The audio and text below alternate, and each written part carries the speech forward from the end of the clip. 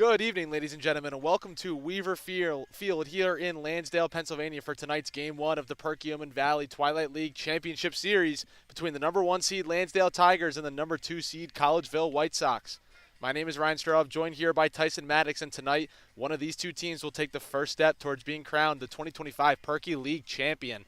Tyson, just last night we were on the call as Collegeville eked out an 8-7 win over the Philadelphia Dirt Dogs in Game 5 of the semifinals. Give me your take on that series and explain what the White Sox have to do in order to halt this red-hot Lansdale squad. Well, I think they just need to do better, especially in the clutch when it comes to their pitching side. We sort of saw with the Dirt Dogs, who Collegeville faced previously, they had two big games or two big innings towards the late end of some games, like Game 3 where they gave up 4 runs, I believe, in the 7th inning, and then, of course, last night where they gave up 6 singles in a row with their pitcher Benny Wilson, who's one of the better pitchers on that team. So I think they just need to, get some clutch pitching, do well with their starters, and of course, if they could hit like they did last night, I think that would help a lot as well. Yeah, Lansdale comes into this series extremely rested, having finished their sweep of the Conshohocken Commodores in a series in which they only used 4 pitchers over the course of 3 games. They haven't had to play a game in 6 days, so are we in for more dominance on the mound for the Tigers? Yeah, I imagine so. I mean, first up, of course, is going to be Conroy, who, 7 innings, 9 hits, 1 earned run, 7 Ks. And so, that's sort of the benefit you get when you end a series early is now all of your guys are rested. The thing with the White Sox is, they can't use Carney, who pitched last night. They're probably not going to use Benny Wilson either because he got a lot of pitches with that, especially that last inning. So we see the second pitch inside for a ball. So that's the thing. They're just going to be well rested. And you can imagine, for the pitchers, yeah, they're going to be feeling great. Maybe the hitting might be stifled. Usually when you're hitting well, you want to just keep playing. The 1-1 pitch is lined, left field. Easy catch right at Pollock for the first out of tonight's ball game. Yeah, so Will Conroy getting the start here for Lansdale. As Tyson mentioned, went 7 innings, giving up 9 hits, only 1 run, walking 1, and striking out 7 in Game 1 of their semifinal series against the Commodores. And that was way back on July 28th. So Conroy, certainly with plenty of rest, that will be a storyline not only tonight but for the rest of the series as well, this Lansdale pitching staff. That first pitch in there for a called strike to Austin Edgett. Like I said, usually you imagine Lansdale the better hitting team than the White Sox. But the White Sox, they just came off of, say, a great hitting game against a good pitcher in Ben Junker. And so you can imagine, they're just going to take that momentum with them. We've seen this in MLB where, those teams that hit well, if they take too long of a break, they just lose that momentum.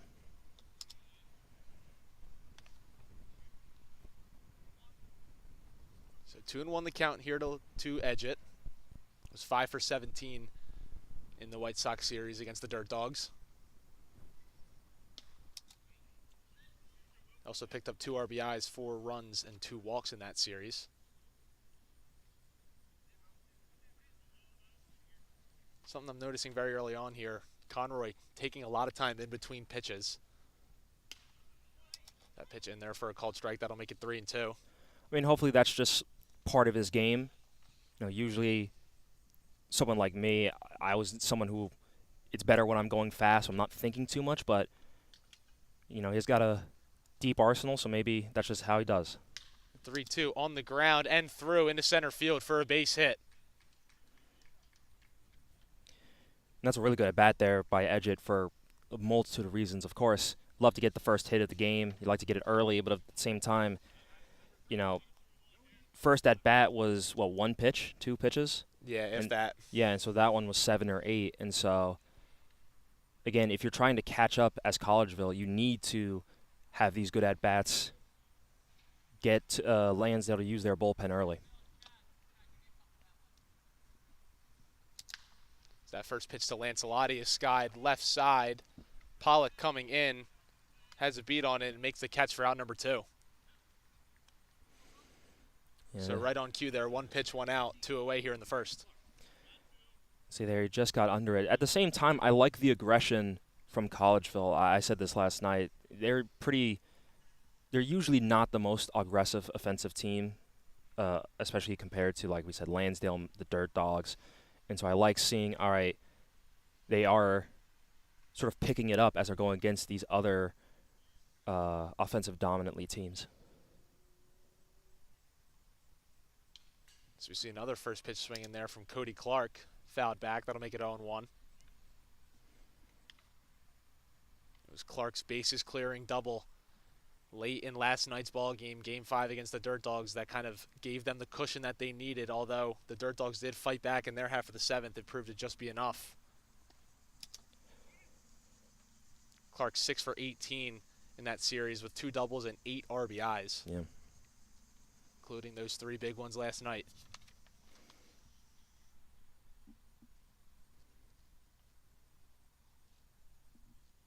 1-1. Fouled off. And things you can say with Clark, if you look back at the matchup last night, fly out to right, grounder to short, and then that double. So clearly he was hitting the ball. He was just a little bit off, and best time for him to find sort of that connection in that last inning when Collegeville desperately needed it. Facing a 1-2 count here against Conroy. The pitch. Just a bit outside.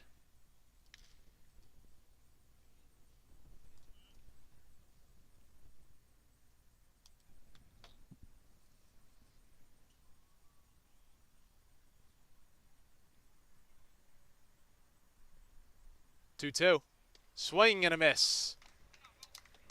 So Conroy gets Clark swinging to retire the side here in the top of the first inning. Yeah, I imagine that was the sweeper. We talked to Conroy before the game, just wanted to get his arsenal. And I imagine that is his strikeout pitch. So nothing doing besides that leadoff single, the single by Austin Edgett. We will go to the bottom of the first. Score is 0-0 here on the Sports Fan Base Network. Hi, I'm Marty Bystrom, former pitcher for the Philadelphia Phillies. In my experience in Major League Baseball, I know how important it is for high school athletes to gain exposure. My friends at Payroll Service Solutions are huge supporters of high school sports and the Sports Fan Base Network. If you are a small to medium-sized business in need of a payroll company, contact Payroll Service Solutions. Not only will they take care of you, they will continue to support the community. For more information, contact Payroll Service Solutions at 215-624-0922 or 866-PAY-EASY.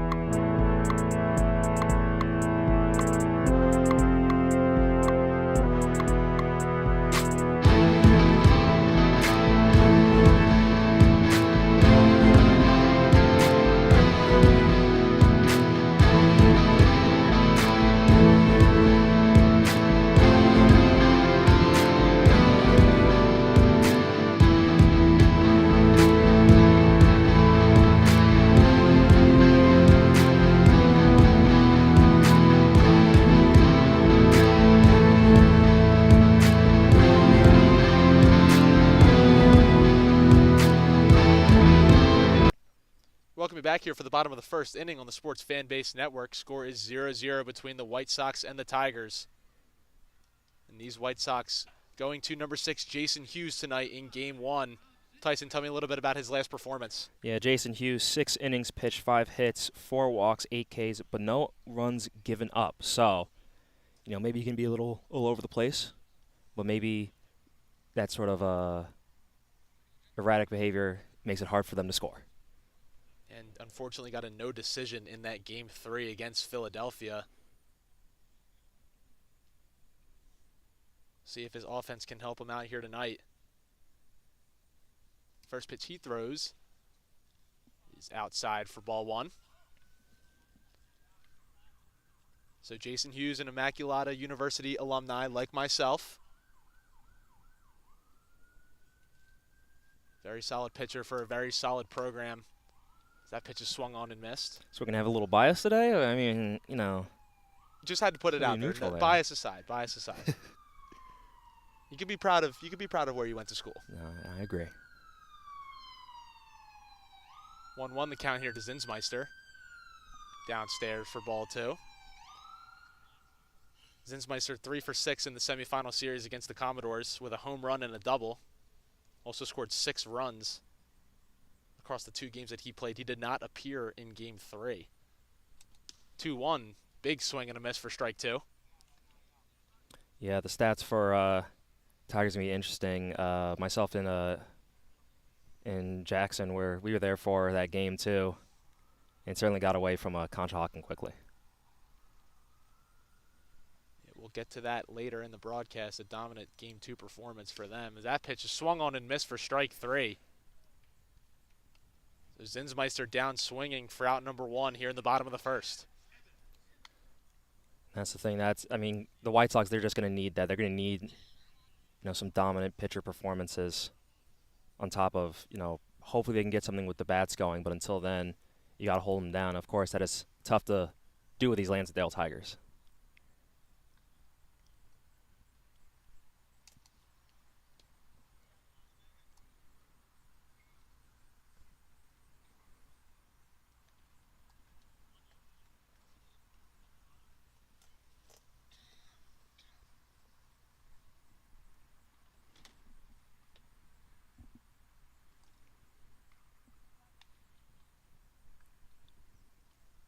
One out of the count here to Evans. The pitch is swung on and hit down the left field line, and it's going to go foul out of play. Jensen giving chase. So the count will be 1-1. Yeah, interesting. Jensen being in left field. I believe previously he was at third, but they've sort of moved everyone around sort of clockwise between short, third, and left. Curious why White Sox made that decision today. We will get to that after this pitch, the 1-1 in the dirt. Yeah, so last night for Game 5 against the Dirt Dogs, it was Cole Luzzins at second base. He's now over at third. Jensen was at third last night. Now he's over in left. And Hutchinson, who was in left, is now at second base. So same 3 guys that appeared in the lineup last night. They're all just in different spots.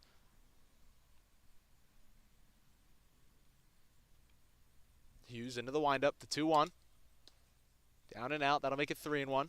It's peculiar just because, first thought is, okay, maybe Jensen is one of the top fielders. Like that, he's just generally one of the best fielders. And knowing how good of a hitting team this is, they wanted to put him in the outfield. But the thing is, outfield and infield have such different skills sometimes that I feel that transition might be difficult. Not only for him, of course, but for, Luzzins, who now moves from the outfield back in. I mean, I don't know the last time he played infield. And so it'll just be tough all around, but I'm sure they have their reasons. It's certainly interesting, and that, with Hutchinson playing in left field last night, now going over to second base, is kind of complete opposite ends of the spectrum in terms of what you're asking for out of a fielder between left field and second base. I guess to a degree, to some point, it's you want a guy who's mobile, maybe not the best thrower for second and left, since obviously left field has the shortest throws from the outfield to, those more important bases like second and third. And so I guess to a degree they're similar in that sense. But yeah, you field grounders differently, you field pop flies differently. Now you have to work on cutoffs instead of throwing to the cutoff. It is a very, very different. And like pickoffs. 0-1 the count here to Anthony Bruno. Swing and a miss. Bruno certainly a name to look out for in this Lansdale Tigers lineup. 4 for 11 with 3 home runs and a triple in their semifinal series against the Commodores. I mean, you can see it here. Big swings both times.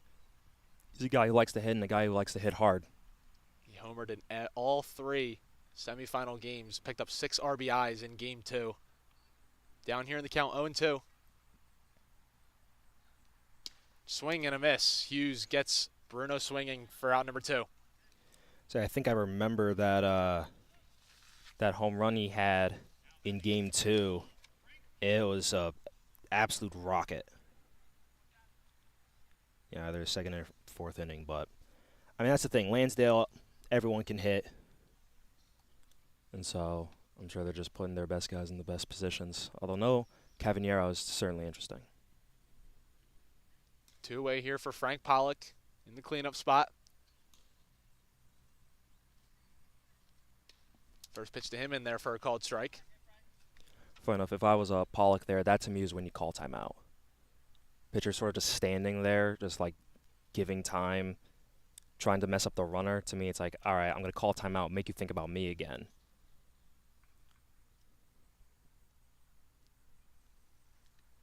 Oh, 1 is fouled off. Yeah, that's a great point. Standing there with your arms up, holding your bat for longer than you anticipate, it's very easy to get distracted, and you kind of get into the mindset of, all right, why is this pitcher waiting so long? What could he be doing? And so I am surprised he didn't call timeout there. Usually, like I said yesterday, if it feels like it's too long, call time. And to me, if a pitcher ever looks more than 3 times, I also call time. Because then it's like, okay, you clearly are either the point is to just keep looking over or whatever, but I should get time, sort of get my rhythm back.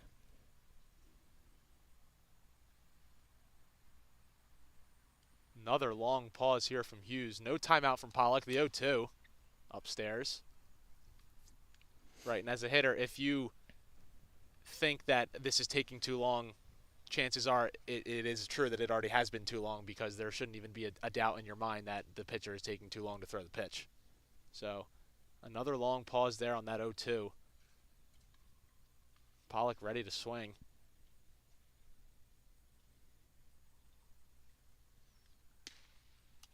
I mean, that's sort of part of the uniqueness of baseball versus, basketball, football, hockey, where for those sports you need to have at least like 80% of your focus all of the time and then go to hundreds in certain bursts. Baseball, it's 20 to 100, back to 20 for long periods of time. So if you only can be so focused for so long, you want to maximize that.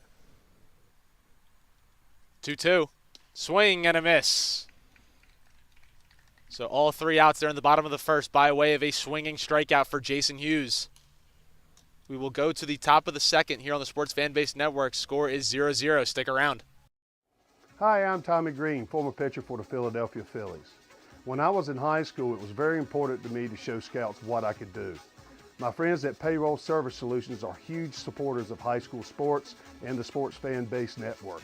If you're a small to medium-sized business in need of a payroll company, contact Payroll Service Solutions. Not only will they take care of you, they will continue to support the community. For more information, contact Payroll Service Solutions at 215-624-0922 or 866-PAY-EASY.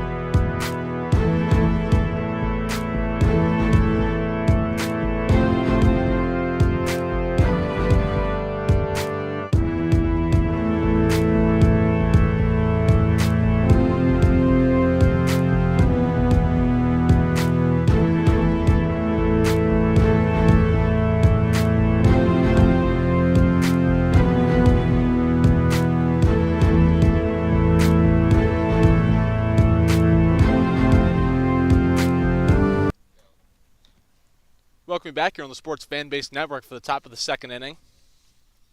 Colin Jensen due to lead off for the White Sox. 5, 6, 7 in their lineup.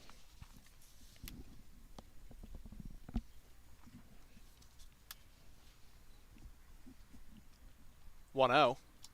Swung, hit in the air, right field. Bisco going back to the track to the wall, and it's going to one-hop the fence. Jensen rounds first, and will settle into second with a leadoff double. It's a great hit there. Honestly, I thought that was going to be gone, but again, good for Collegeville to get on the board. And maybe part of this aggression is knowing, all right, Lansdale has a lot of good pitches with a lot of good different types of stuff. As we see this line drive out to just past the right fielder. You know, they're thinking, okay, if I see the fastball, I'm going to hit it. You know, sort of similar to what they did yesterday, both against Junker and against the reliever the Dirt Dogs brought in. So runner on second here, nobody out for Mike Hutchinson. First pitch way inside, it gets by the catcher Greenberg. Jensen will advance to third. And that's the last thing you need if you're the Tigers. As we're going to see a mound visit and some bullpen action here for Lansdale.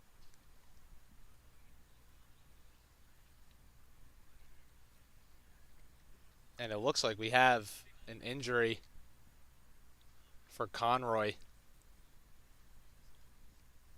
And you know, Tyson, we are positioned right here down the third base line, right next to the Lansdale bullpen. And in Conroy's pregame bullpen session, he mentioned to the catcher Greenberg, he said this might be a quick one. And I was a little bit confused and taken aback by that comment. And it kind of seemed like he had a worried look on his face. And you made the point that it might just be a quick bullpen session, and then so we kind of brushed it off. But clearly, Conroy has some issues going into this game to begin with. And unfortunately, he was correct. It was a quick outing. As he's going to exit with an injury with no outs here in the top of the second. Yeah, I mean, again, hopefully it's not too bad. I mean, my biggest worry was, as you see Jimmy Tooley enter the game, you know, my worry was just sort of seeing, all right, how much is he moving his throwing arm? How much is he moving his throwing hand? Not a lot, but still some movement there. So hopefully it's nothing too bad. But, I mean, that's a tough thing with pitchers. It can come as soon as it goes when it comes to their durability. So an unfortunate turn of events here for Conroy and the Tigers, as their starter's going to exit with an injury here very early on in Game 1 of the championship series. And we mentioned how instrumental Conroy was to their semifinal victory, obviously throwing a complete game in Game 1. So we'll see if Jimmy Tooley, number 38, can pick up his squad after that leadoff double by Jensen and then advancing to third on the wild pitch that saw Conroy exit the game. Tooley has not pitched in the playoffs so far in the regular season, 18 2/3 innings, ERA of 5.63, 8 walks, 27 hits, 14 strikeouts, 15 earned runs. So we're going to see he's going to get a couple warm-up pitches here. He got a couple sort of just like warm-up throws right over here in front of us in their bullpen. Wouldn't even really call them pitches. I'll say one thing I was interested in. I looked at this yesterday, sort of at the end of our broadcast when we thought, oh, the White Sox are going to play Lansdale. I was noticing that Lansdale never put up, or often did not put up the pitch numbers after their games, or just the total pitches that a guy threw. And that's one of those reasons why, because maybe he had his extended rest, but maybe also he threw, you know, sort of like Ben Junker, he threw north of 115 pitches, and even if you have a week, your arm just might not be ready. Yeah, and one interesting thing I was looking at for his stat line in that Game 1 is, yes, he did go the full 7 innings, but he did scatter 9 hits as well as a walk. And so he certainly had to throw a lot of high-pressure pitches and had base runners on. Obviously, he got them out when he needed to, but certainly it seems like it was not a dominant performance. Obviously, 9 hits is quite a lot, actually. And so you might be right in the assumption that he probably did throw north of 100 pitches in the triple digits. And maybe this break still wasn't enough for him. It's unfortunate for sure. I mean, that's the thing. Just you hear it all the time in sports. Every guy is different. For me, for the few times I went north of what was sort of viewed as the limit for American Legion, usually 5 days I'd be good to go. But I knew guys where they could pitch and they could pitch 60. They would throw 60 pitches, and their arm would hurt for a week or two. Right. Now, usually the guy I'm talking about, a friend of mine, he was also an outfielder, and so he threw in the outfield, of course. But again, every guy is different, so maybe they thought, oh yeah, he's had a week, maybe a little more than a week. Hopefully he's all right, but I mean, anything can happen, certainly in baseball, as we get the lefty here. And that's certainly a turning point as well. This Collegeville lineup obviously doing all their prep to face a righty for much longer than they anticipated. Obviously, Conroy only going 1 inning, and now they got to face a lefty. We'll see how they adjust. So want to know the count here to Hutchinson. First pitch swinging against Tooley and missing for strike 1. Hutchinson 5 for 14 in their semifinal series against the Dirt Dogs, riding a 3-game hit streak, including a ground rule double in last night's game.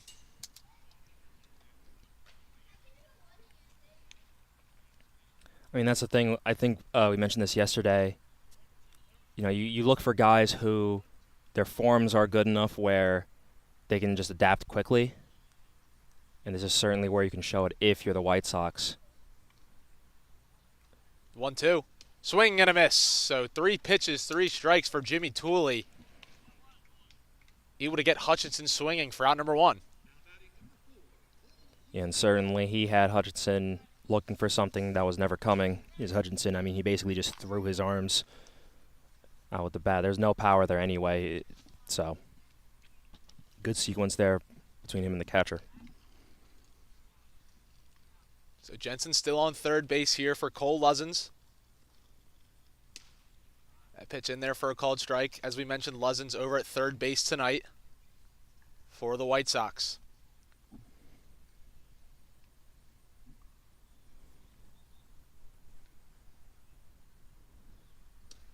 The 0-1 in there for a called strike, and Tooley looks brilliant so far. 5 pitches, 5 strikes.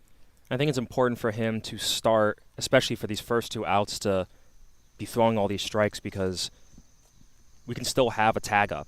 If he gets these 2 strikeouts here. That pitch is fouled back. If he gets 2 strikeouts here, then that relieves so much pressure for him compared to how he started. And at the same time, coming in, as we said yesterday, having those first pitch strikes just gets you on the good side of the home plate umpire, even if they're not supposed to be malleable with their zone. They always are. We go again, the 0-2. Outside. So Luzens appearing in 3 games in their semifinal series. Games 1, 4, and 5. Was 2 for 8 with a walk and 2 RBIs in the series. Was 0 for 3 last night. 1-2. Just a bit outside. Maybe a bit high as well, but maybe somehow he is their lucky charm, as it were, since they won every game that he played, even if he didn't do well. So maybe he just brings some stability that helps them win. So the 2-2 is outside and a bit up, so Luzens fights all the way back here to run the count full.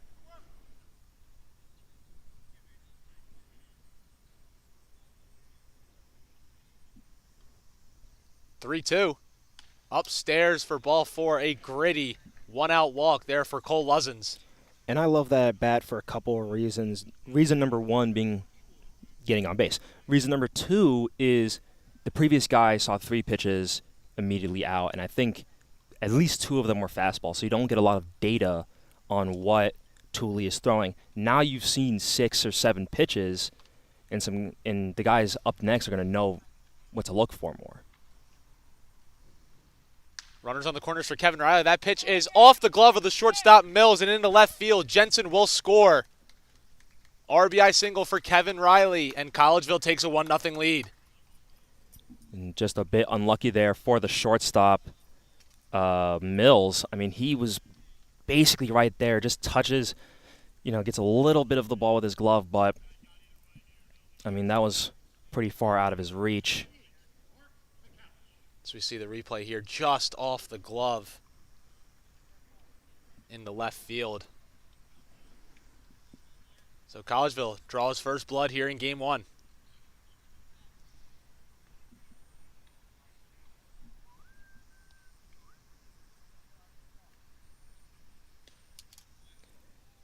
See, I want to go back to that Luzins at bat first, though. To me, the best part of being a leadoff hitter isn't getting a hit. It's being the first guy to relay stuff to your teammates. That is your job. And to me, Luzins sort of, after the 3-pitch out. As that pitch is skied down the right field line, Sperling giving chase. It'll get out of play. Please don't hit my car. But that's the thing. Luzins seeing so many pitches, if I'm him, and I'm sure he did this because, again, all these guys are good players, smart players, when I'm walking down the line, I'm telling my guys, hey, he throws this, he throws this, he throws this for sure, maybe this too. And so, again, just giving that information to your team, that's how you be a good teammate. You don't have to get on as a first or second batter every time, especially at the start of the game where you know nothing. But you have to be, stick with your head and give that information to your teammates. 1-1 on the ground. It's a fair ball down the left field line. Luzins will score from second. Riley's going to try for third. The throw not in time. RBI double for Mark McCouch. And what a shot there. I mean, considering the lip on that infield, I'm surprised it stayed in bounds, at least long enough to be called fair. But I also loved, once it went right past the bag, you can see the third base coach already ready to send the guys, and that's what you need to have on top of, you need great players, but you also need a coach who's ready in those instances.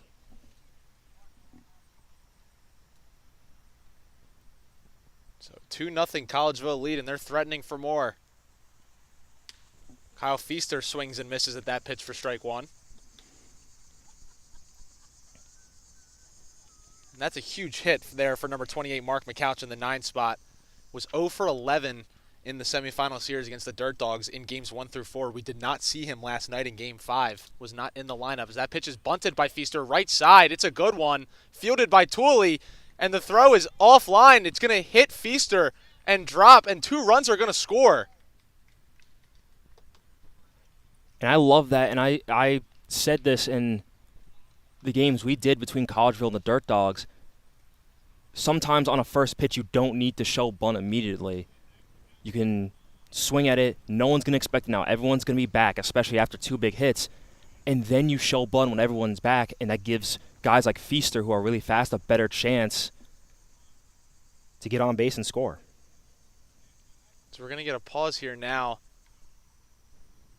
What happened is Tooley fielded the bunt, underhand flipped it to the first baseman, Sperling, who had to reach into the base path.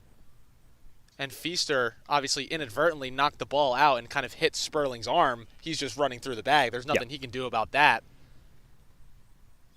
So a huge turn of events here, not only in this game, but in this series so far.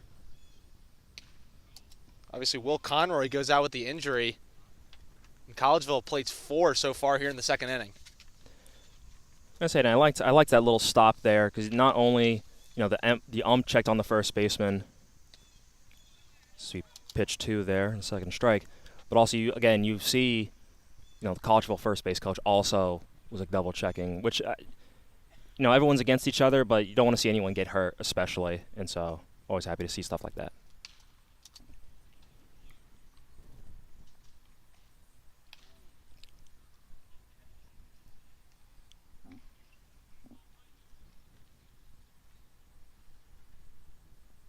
Feaster takes his lead off of first. 0-2 the count here to Austin Edgett, who singled in his last at-bat. Feaster goes. The pitch is fouled back.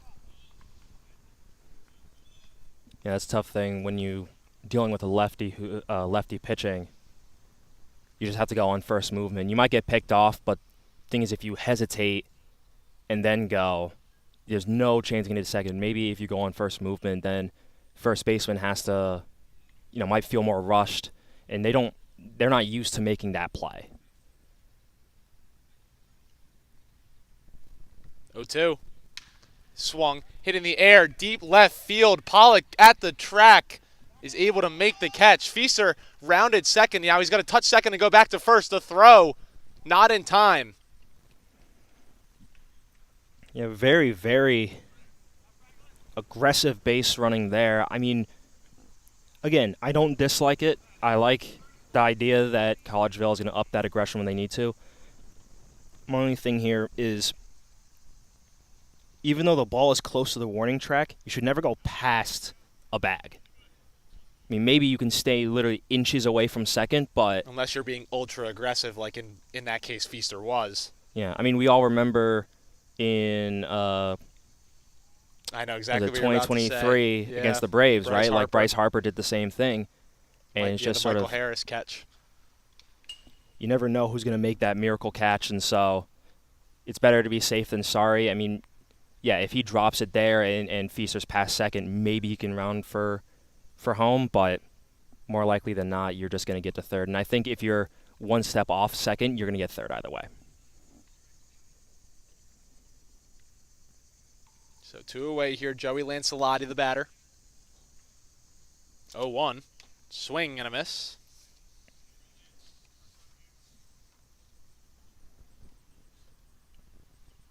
Lancelotti, a solid player in the 3 spot for Collegeville. 5 for 13 in the semifinal series. 5 RBIs, 6 runs scored. Pretty consistent production.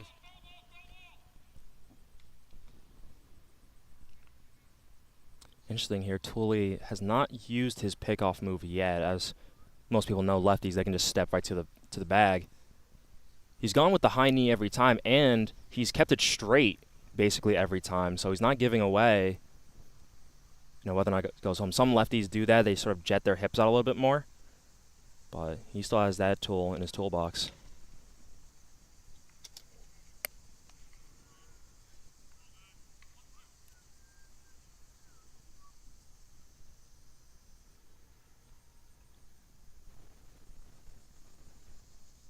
One, 2. Swung and fouled off the foot of the catcher, Greenberg. Count will remain.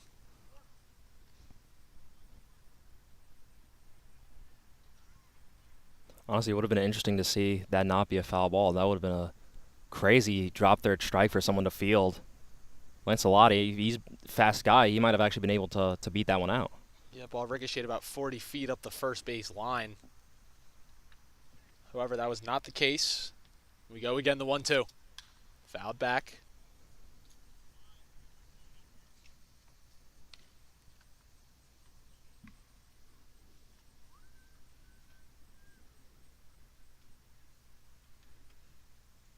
So I think you can see in the background there, Hughes is trying to stretch, trying to move around this long inning. You sort of forget how it feels to pitch. The 1-2, check swing. They were going to get an appeal, and he did go, says the first base umpire. So Lancelotti down swinging. However, Collegeville with 4 across here in the top of the second inning, thanks to doubles from Colin Jensen and Mark McCouch. We will go to the bottom of the second here on the Sports Fan Base Network. Stick around. Hi, I'm Marty Bystrom, former pitcher for the Philadelphia Phillies. In my experience in Major League Baseball, I know how important it is for high school athletes to gain exposure. My friends at Payroll Service Solutions are huge supporters of high school sports and the Sports Fan Base Network. If you are a small to medium-sized business in need of a payroll company, contact Payroll Service Solutions. Not only will they take care of you, they will continue to support the community. For more information, contact Payroll Service Solutions at 215-624-0922 or 866-PAY-EASY.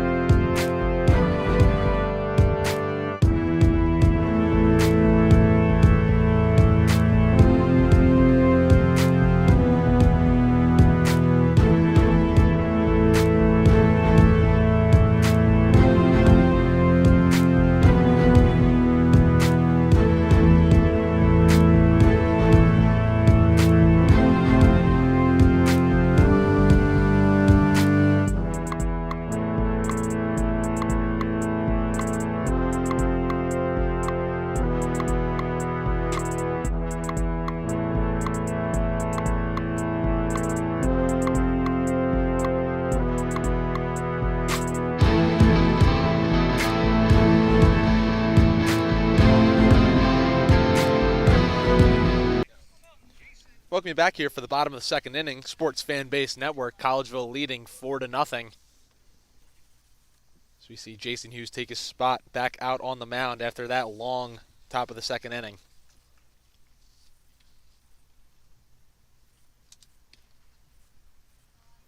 Yeah, interesting here. I mean, it sounds silly, but part of the deal when you tell guys, hey, I have short memory, is then that they also forget how it feels when they are doing well. So a long inning like that really can mess up a pitcher. I think I said this yesterday. When I'm on, I don't mind my teammates going 1, 2, 3 because it means I immediately go back and I feel the ball in my hands again. Of course, the run support is nice too. So we see the first 3 pitches of this inning all go for balls. The run support is absolutely nice, but it comes at the cost of having to sit around and wait for an extended period of time, which some pitchers do not like. So we see a 4-pitch walk there to Jason Mills to begin this second inning. I say another issue or a benefit for the Tigers, especially with that first walk, is you give up an inning like that, everyone is sort of raring to go. They want to start hitting. They want to get back into it, and so they might get overly aggressive. But now Hughes has thrown 4 straight balls, so that forces everyone in their heads to think, okay, now I need to pull myself back a little bit because he's not finding the zone. And so you just give them the benefit of not swinging at dumb stuff because they feel a need to make up for that, for the runs they just gave up.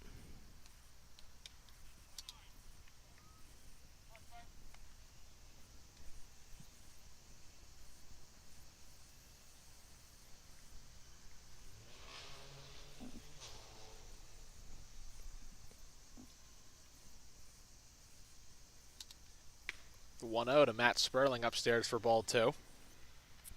I would watch for Mills to steal here. He sort of having these little hops, getting his timing. I wouldn't be surprised if he goes.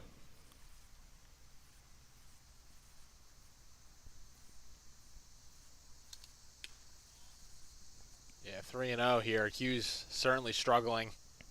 Has yet to throw a strike in the inning at risk of another 4-ball walk. 4-pitch walk, I should say.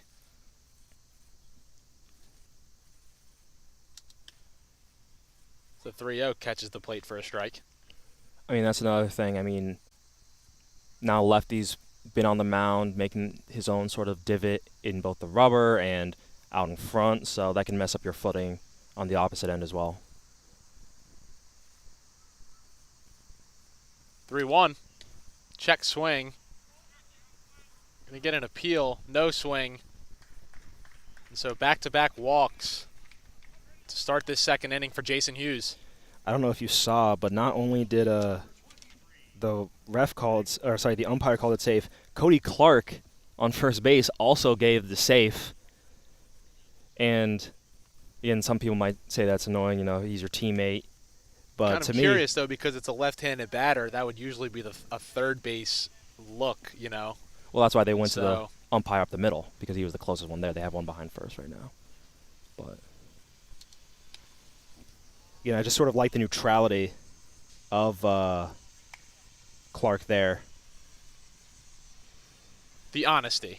Yeah, the honesty. The integrity, the honesty. It's a gentleman's game. Yeah. But now, 9 balls and 1 strike. Definitely a time for a mound visit just to, again, get him to reset a little bit. And this was actually a visit initiated by the catcher, Kevin Riley, and then was followed by the Collegeville coach.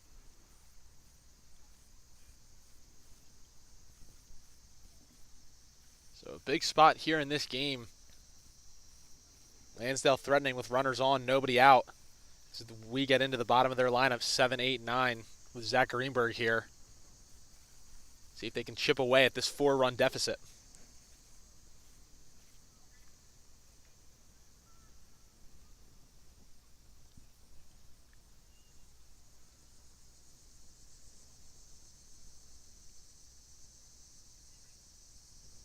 One-0.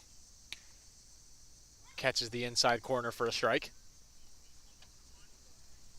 Certainly a welcoming sign there to throw a strike right after that mound visit. Absolutely.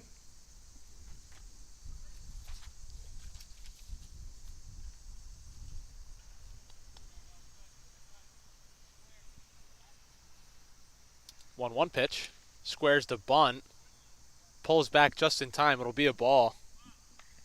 Weirdly enough, when you go between your windup, your stretch, maybe you have a slide step. Sometimes some of those feel better than others. Sometimes some of those do better than others. And so maybe he just needs to be in more of a stretch situation right now.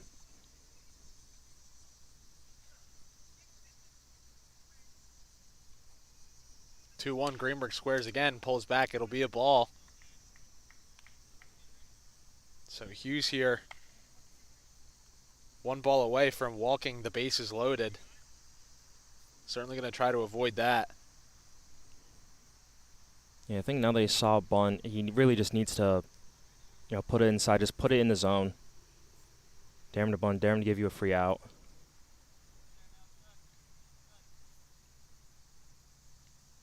Greenberg gets this one down. It's to the third baseman, Luzin, so only has a play to first and fires in time to get Greenberg for out number 1.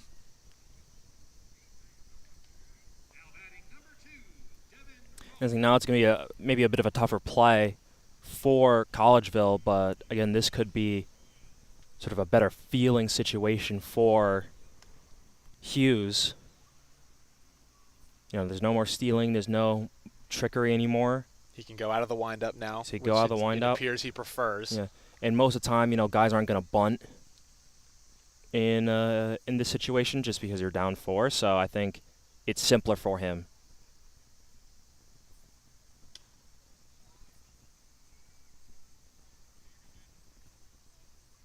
So 2 runners in scoring position here for Devin Ross. Appeared in just game 2 of their semifinal series, going 1 for 2 with an RBI. Chance to pick up some more here in game 1 of the finals.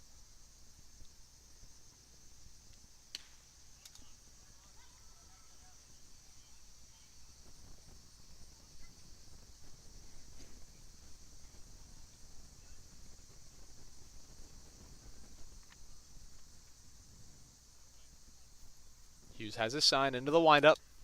1-1. Just a bit upstairs.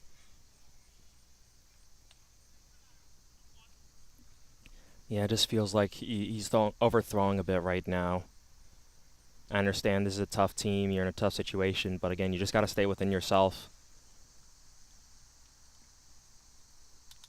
2-1 is swung, hit in the air, right center field. Edge it going back to the track, to the wall. And it's going to be off the base of the fence. 1 run is in. 2 runs are going to score. 2 RBI double for Devin Ross. He absolutely smokes that ball. Finally saw something to hit there.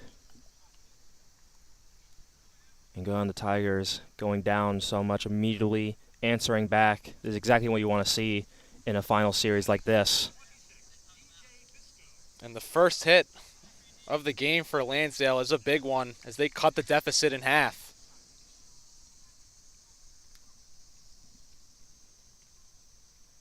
You can see there again, that might be the second ball that I thought off the bat might have been going. But certainly I thought that one more than the others. As we saw in the replay there, that ball kind of hit against the base of the fence, whereas the one you were alluding to earlier, the Colin Jensen double, sort of one-hopped. But yeah, off the bat, I thought that one was gone. However, Lansdale will still take it. I think Jensen, it was more of a line drive, so it felt more far-fetched. Like, oh, you would have to hit that like 120 to get it to go. That one, it had the angle, and so I thought maybe there was a better shot, but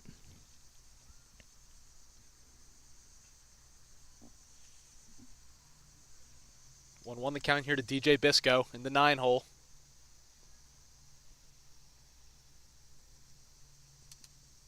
Swing and fouled back. Bisco 3 for 8 in the semifinal series, 375 average with 2 RBIs and 2 runs scored. So interesting. Bisco, more than anyone else, really shifts his weight from his right to his left foot. You see, he almost looks like a golfer, the way that he sort of goes forward with his hips, sort of up to his toes, where most guys, they're sort of sitting back after. And just interesting to see. I mean, it clearly works for him, so more power to him. Down here in the count, 1-2. Long pause from Hughes. The pitch.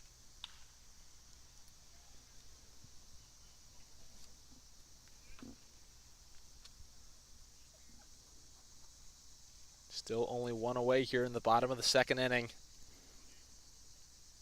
Is Lansdale about to flip the lineup with Zinsmeister on deck.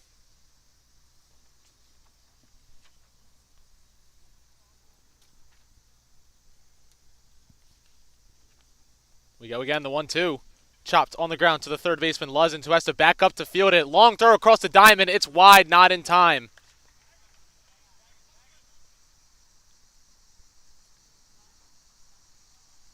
We see an interesting situation here as Bisco stumbled over something.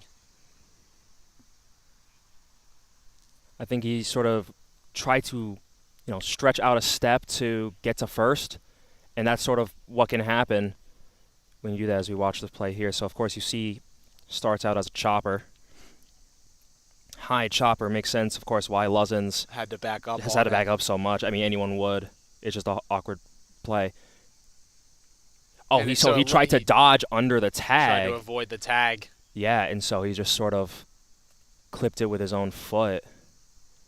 And now it's interesting because I was hearing from the Collegeville dugout telling Cody Clark to tag him. I wonder if he fell into fair territory. I think he did because, I mean, it looks like he's closer than when he was We're gonna get I guess they called him no. They called him safe, but we currently have a mound visit, or not a mound visit, a meeting here with the umpires. So, yeah, I'm trying to just watch the distance. From our vantage point here on the third baseline, we could not tell. No, I definitely think he did because he rolled to, like, his certainly left. looks to the left of the bag. So, to me, I feel like it. I mean, No, they're going to say he's safe. I think for Collegeville, sort of two reasons not to fight this. One, you're worried the kid was injured and you don't really want to fight over was he inbounds when he could have been hurt, and so you just let it go. But also, the runner didn't advance, so now you have an easy double play here, and again, not a tough situation, or a maybe easier situation for Hughes than what he was in before, and what possibly could have happened if that ball was fielded differently. So Ross doesn't advance to third on the play. Will be runners on first and second here for Zinsmeister, who struck out swinging his first at-bat.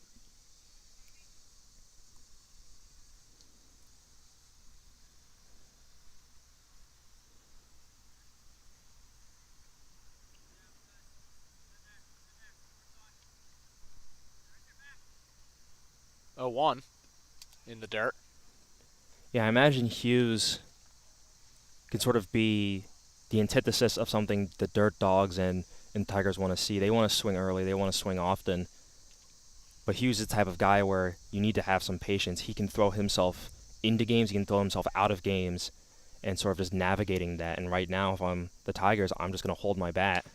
Just that pitch is swung on and missed. That'll make it 1 and 2. I mean, it seemed like he really liked something there because he was swinging out of his shoes. But, again, to my point, you might want to be a bit more patient just because he is giving a lot out for free right now, and you don't want to allow him back in. Obviously started the inning with those 2 walks. Had 1 as well in the first inning. However, he's up in the count here, 1 and 2 against Zinsmeister. Couple looks over at Ross at second base. The pitch. Swing and a miss. Zinsmeister down swinging for the second time tonight.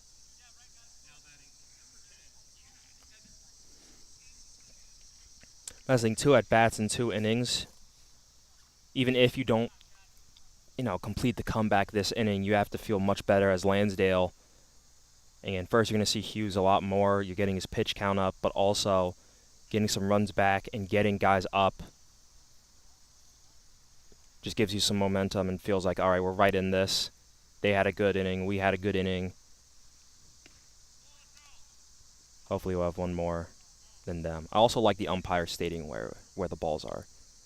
It's a small thing, but just as a pitcher, I want to know what the zone is, and I want to throw it in the zone. And you can try to ask those questions, and some guys like it, some guys really don't. And so it's nice when an umpire just gives it to you, and like, okay, I'll move a ball within. Is that 1-0 in there for a called strike? Like that one. Like that could have been, to me, it looked, at least movement-wise, pretty similar. So that literally could have been it. He was, a couple of ball widths out, and then umpire says outside. He's like, okay, moves it in a couple of ball widths, and now he knows where to put it. That pitch is swung, hit high in the air to the second baseman, Hutchinson, who's under it and makes the catch for out number 3. So Lansdale scores 2 runs there in the bottom of the second inning thanks to a RBI double from Devin Ross. We'll go to the top of the third on the Sports Fan Base Network. Collegeville leading 4-2. Hi, I'm Marty Bystrom, former pitcher for the Philadelphia Phillies. In my experience in Major League Baseball, I know how important it is for high school athletes to gain exposure. My friends at Payroll Service Solutions are huge supporters of high school sports and the Sports Fan Base Network. If you are a small to medium-sized business in need of a payroll company, contact Payroll Service Solutions. Not only will they take care of you, they will continue to support the community. For more information, contact Payroll Service Solutions at 215-624-0922 or 866-PAY-EASY.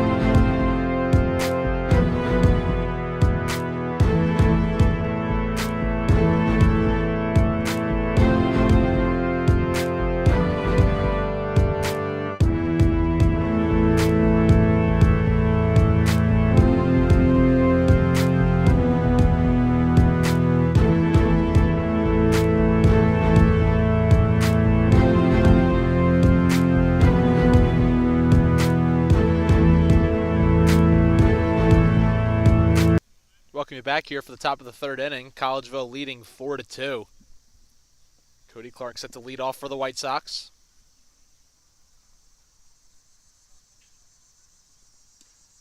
That first pitch in there for a called strike. And so now for Jimmy Tooley here for Lansdale, sort of in a similar situation as Jason Hughes. He kind of had to sit a long time while his offense plated 2 runs in their half of the second inning. We'll see how he responds. That pitch is lined center field. Zinsmeister over and to his right makes the catch.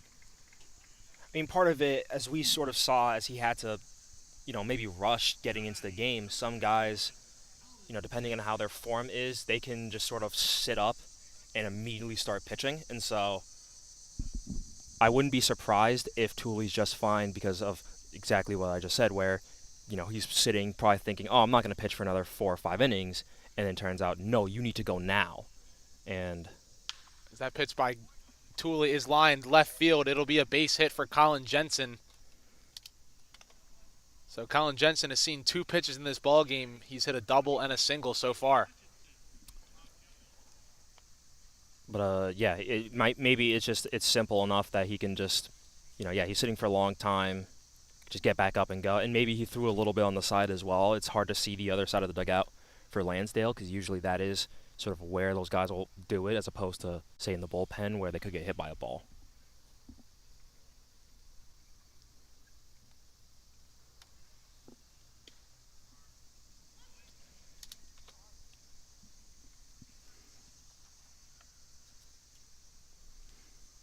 So runner on first here, 1 out. 0-1 the count to Mike Hutchinson.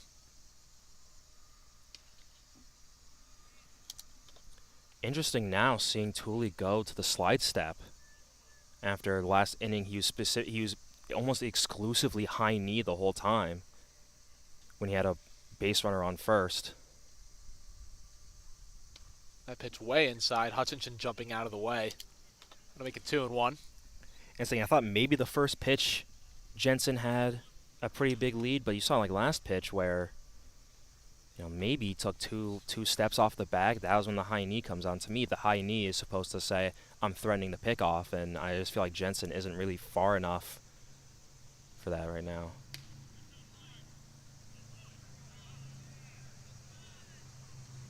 Count will run to 3-1. A lot of disputing there on that pitch from Lansdale. Jimmy Tooley upset with that call.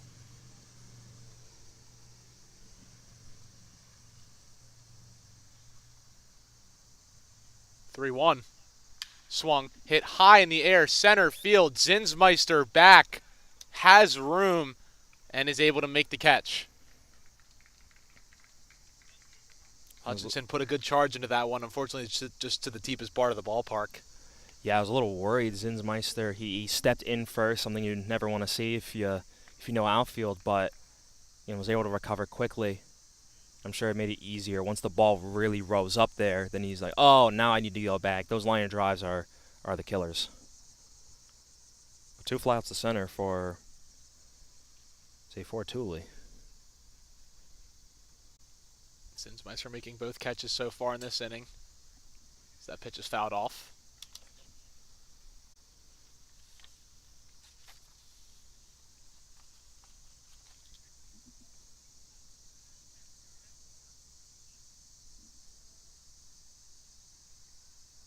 Oh, and 1 the count here to Cole Luzens, who had a great at-bat in his first at-bat, able to draw out a walk and then scored on the Mark McCouch double. Yeah, funny enough, start out 0-2 just like he did here, and then was able to fight back. So Fouled off a couple pitches, yep, and then fought back. See if he can emulate more of the same here. The 0-2. Just a bit outside.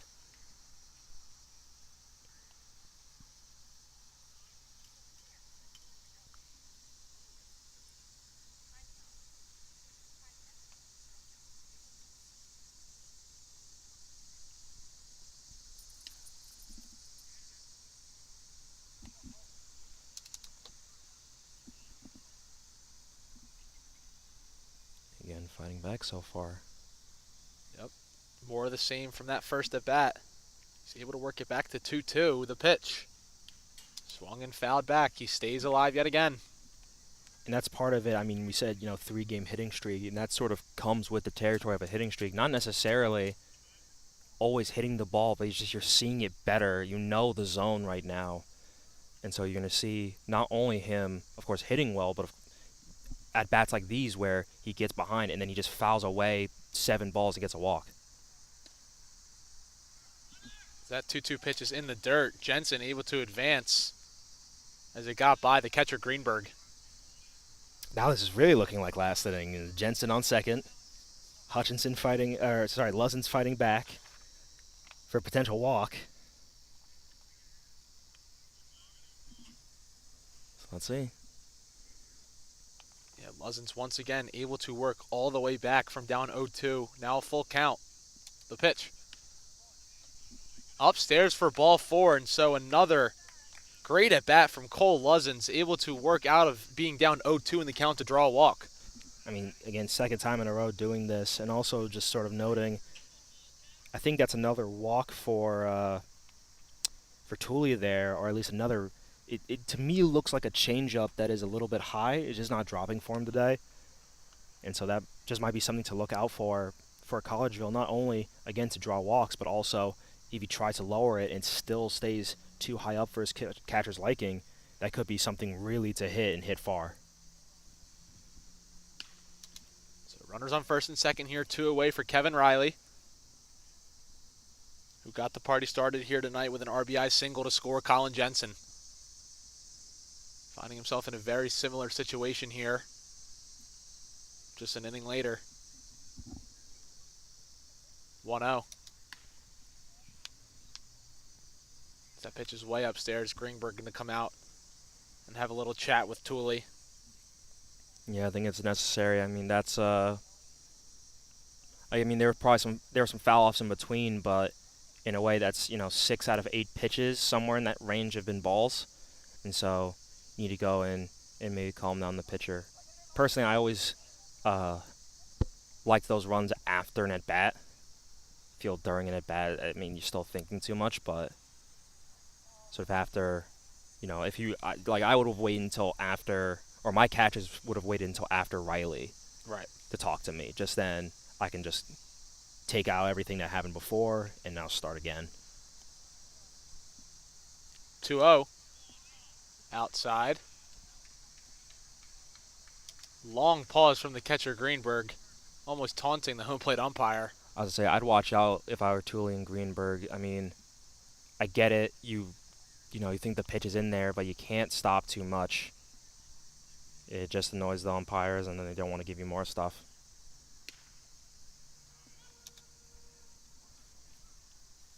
Yeah, that is a good point you made earlier, Tyson, just about, Greenberg going out there to talk to Tooley. You almost should have waited till after this at bat because either the bases are loaded or maybe Riley drove in a couple runs or the inning's over.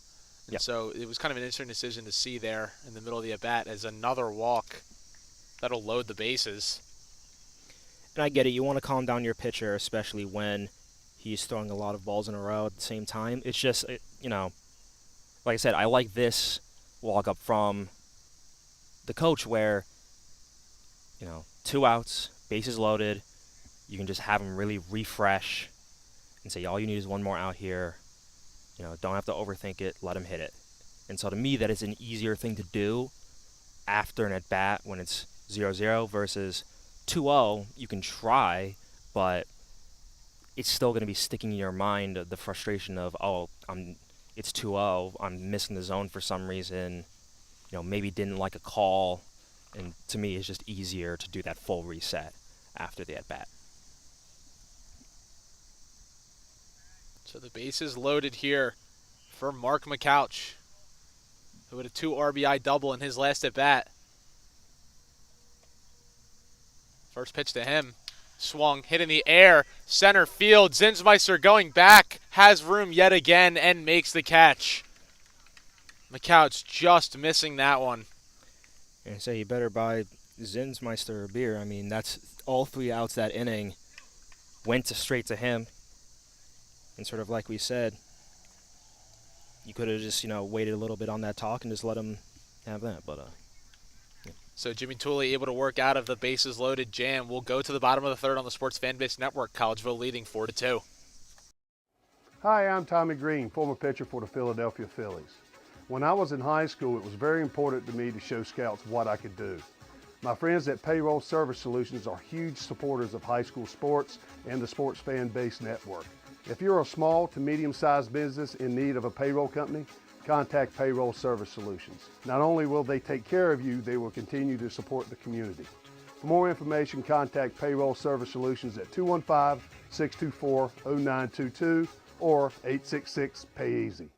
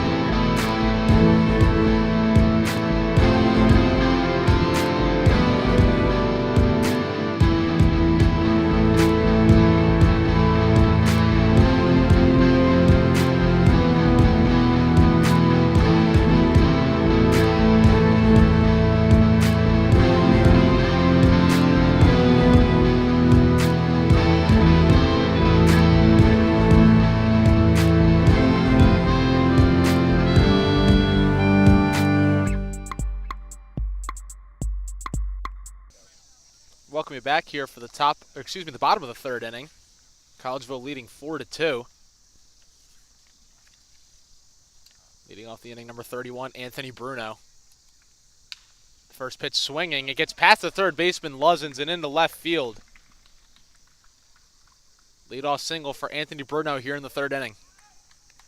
Yeah, I mean, you saw there Luzin's upset that he couldn't field that one, but I mean, I wouldn't hold it against him if I were the pitcher. That's a hard hit ball, and I mean, they call it the hot corner for a reason. And very rare single there for Anthony Bruno. As we mentioned earlier, 4 hits in the semifinal series, 3 homers, and the other was a triple.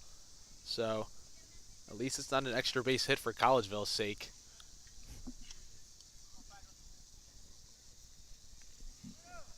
yeah, I can't imagine anyone in the playoffs right now has a higher slugging percentage than Bruno. Yeah, we'd have to get someone on that Yeah, to I mean, see what his OPS is and his slugging percentage. I'm sure it's through the roof.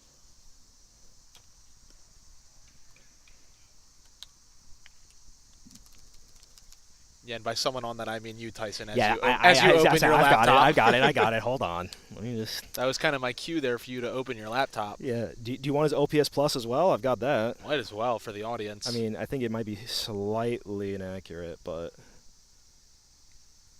It's the 1-1 is swung on and missed. yeah, hold on. Jason Mills at the plate. So Bruno so far in the playoffs, 364 average, an on base of 364, a slugging of 1.364, LPS of 1.727. I apologize. This is actually Frank Pollock at the plate, facing a 1-2 count here. So if I put his stats in, going off of, well, that can't be right. Did you make a mistake, Tyson? I think my equation's off because there's no reason for him to have a 94 OPS plus I don't think when he's that's hitting possible. like this. So, unfortunate. Got to be the equation. That's my fault. 2-2, swung on and missed. He was able to get Pollock swinging for out number 1 here in the 3rd. To be honest, it's surprisingly hard to find exact equations for that type of stuff. Like, there's some differences between Baseball Reference and MLB.com. Do they use different equations? They're slightly different, and it's, yeah.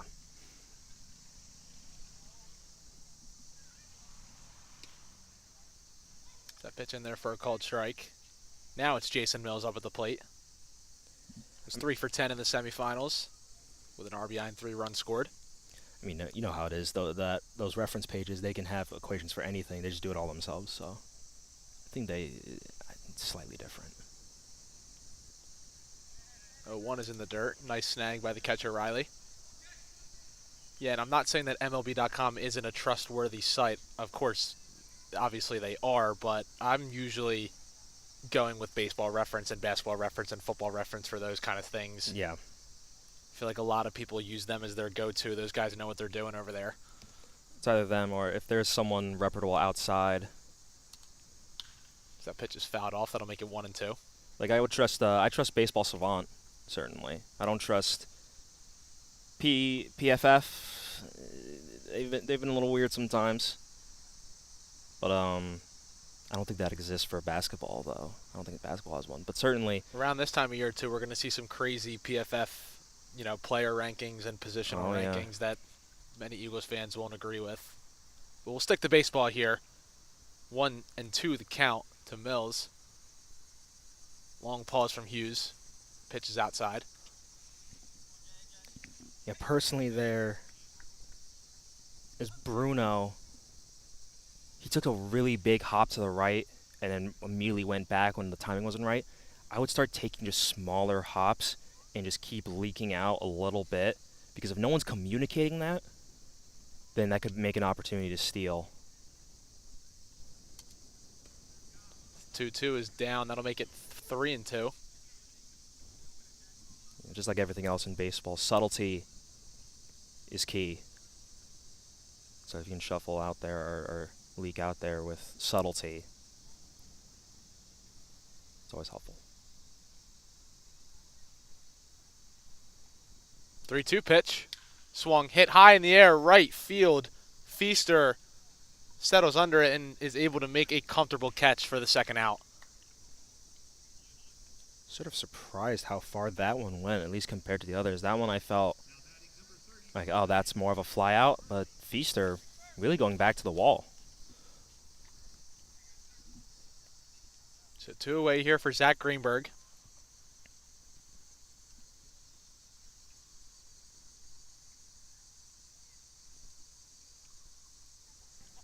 So I'm noticing something interesting here. Greenberg obviously behind the plate for the Tigers, so a right-handed throwing, left-handed batting guy.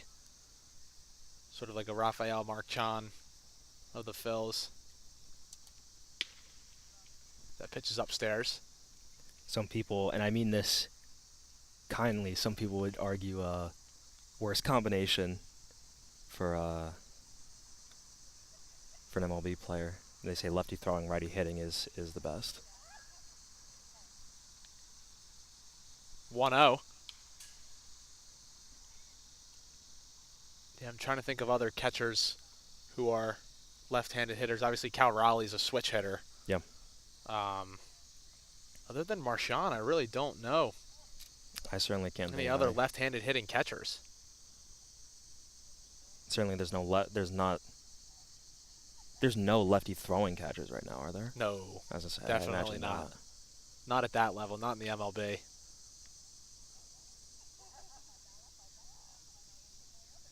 Type of stuff you see in Little League. Yep, see, that's perfect right there. That's exactly when to call a timeout. We mentioned that And earlier. that's a great way to do it. He was a little bit frustrated. I mean, it's also nothing worse as a pitcher than when you're about to throw and a guy calls timeout. But again, that's sort of the game you play when you're trying to mess up timings of base runners is the batter can come in to that conversation unwillingly. 1-1.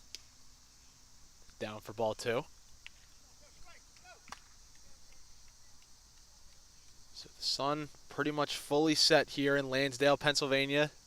Lights shining bright here on Weaver Field. Collegeville leading 4-2 here with 2 outs to the bottom of the third. 2-1 count.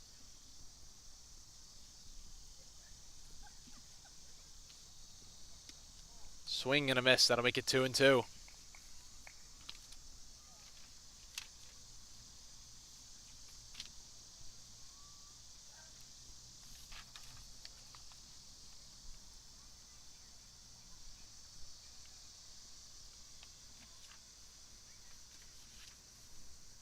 Hughes has his sign and comes set. 2-2, runner goes. Pitch is swung on and fouled off. Well, Ryan, I just figured out why you can't think of a lot of catchers who are lefty hitting and righty throwing. Why is that? Well, one of the reasons is because that's not Greenberg. That's actually Spearling, I think. Oh, is it? Well, there's a guy swinging with catcher's gear on, Yep, and then I'm number 23. I'm one person above in the lineup. Or excuse me, I'm one person behind. Got ahead of myself a little bit. Yeah, I was like, wait a minute. So this He's is wearing catcher's gear. Sperling. So it's Matt Sperling at the plate here. 2-2 count. Pitch is fouled off. I got it. So now that may put the discussion to rest, that there may not be many right-handed throwing, left-handed batting catchers at all. As we thought for a second it was Zach Greenberg, however, he's on deck.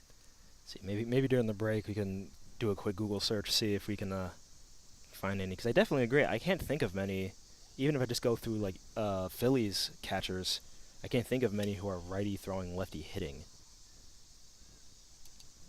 2-2 is lined back up the middle and into center field for a base hit.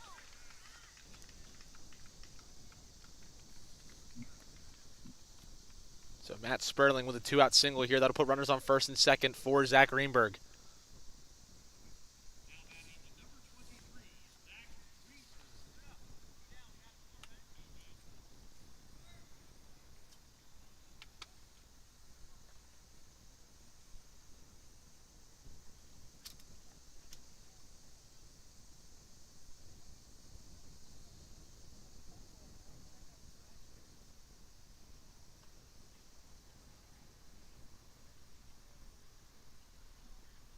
First pitch to Greenberg in the dirt.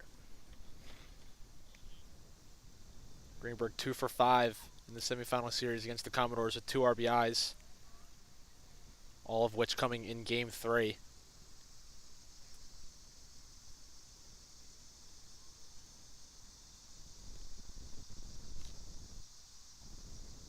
1-0.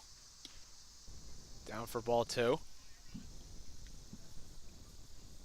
We're starting to see certainly a theme here throughout this game is that Jason Hughes, unfortunately, for his sake, is starting to leave guys on base and sort of have to throw these high pressure pitches. Haven't seen really a comfortable inning other than that first inning where he struck out 3 as the count now goes to 3-0. I mean, it's the unfortunate thing because he starts off in these good situations. I mean, he had 1 on, 2 outs, now a single, and now he's about to throw a walk. So it feels as though, you know, maybe he gets ahead of himself and sort of loses his own momentum. So a 4-pitch walk there to Zach Greenberg will load the bases for Devin Ross. And another thing to make note of, too, is that first inning was his only really clean inning against the top of the lineup. He ran into some trouble in the bottom of the second against this bottom of the Tigers lineup, and he's starting to do so again as Devin Ross digs in, responsible for both Lansdale runs so far after his 2 RBI double last inning. I mean, when you think about the stereotypes of parts of the lineup, you usually think of the top as the more aggressive part. And so I think what we're seeing here, like I said earlier, or alluded to earlier, is you can just let Hughes throw himself out of the game. He has not really found the strike zone well. And I think the bottom of the lineup's just doing better with that than the top.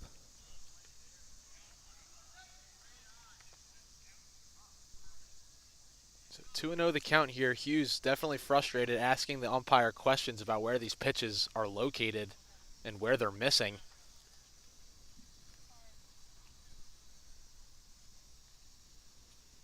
2-0. Swing and a miss. And again, it's simple, but I like the umpire, again, just giving the feedback. It's so easy to sort of misconstrue it as, oh, this guy's showing me up. That's not the case. We just want to, you know, pitchers just want to do well, and they want to know how you're thinking. So the 2-1 is on the ground to the third baseman, Luzens, who tags out the runner to retire the side here in the third inning. So a nice play by Luzens there. Hughes able to get out of a bases-loaded jam. We'll go to the top of the fourth. Collegeville leading 4-2. Hi, I'm Marty Bystrom, former pitcher for the Philadelphia Phillies. In my experience in Major League Baseball, I know how important it is for high school athletes to gain exposure. My friends at Payroll Service Solutions are huge supporters of high school sports and the Sports Fan Base Network. If you are a small to medium-sized business in need of a payroll company, contact Payroll Service Solutions. Not only will they take care of you, they will continue to support the community. For more information, contact Payroll Service Solutions at 215-624-0922 or 866-PAY-EASY.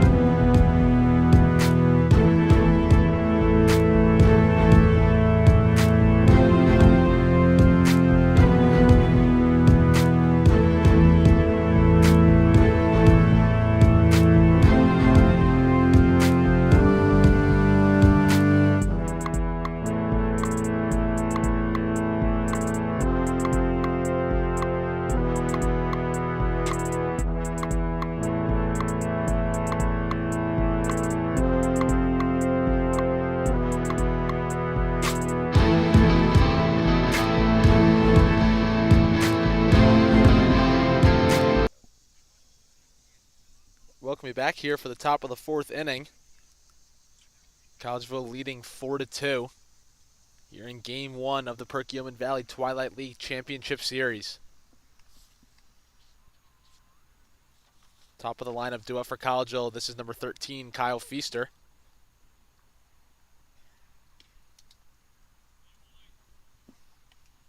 Maybe Tooley's still out there on the mound for Lansdale after another lengthy wait. Obviously, Lansdale loading the bases there in the bottom of the third inning, but unable to get anything across.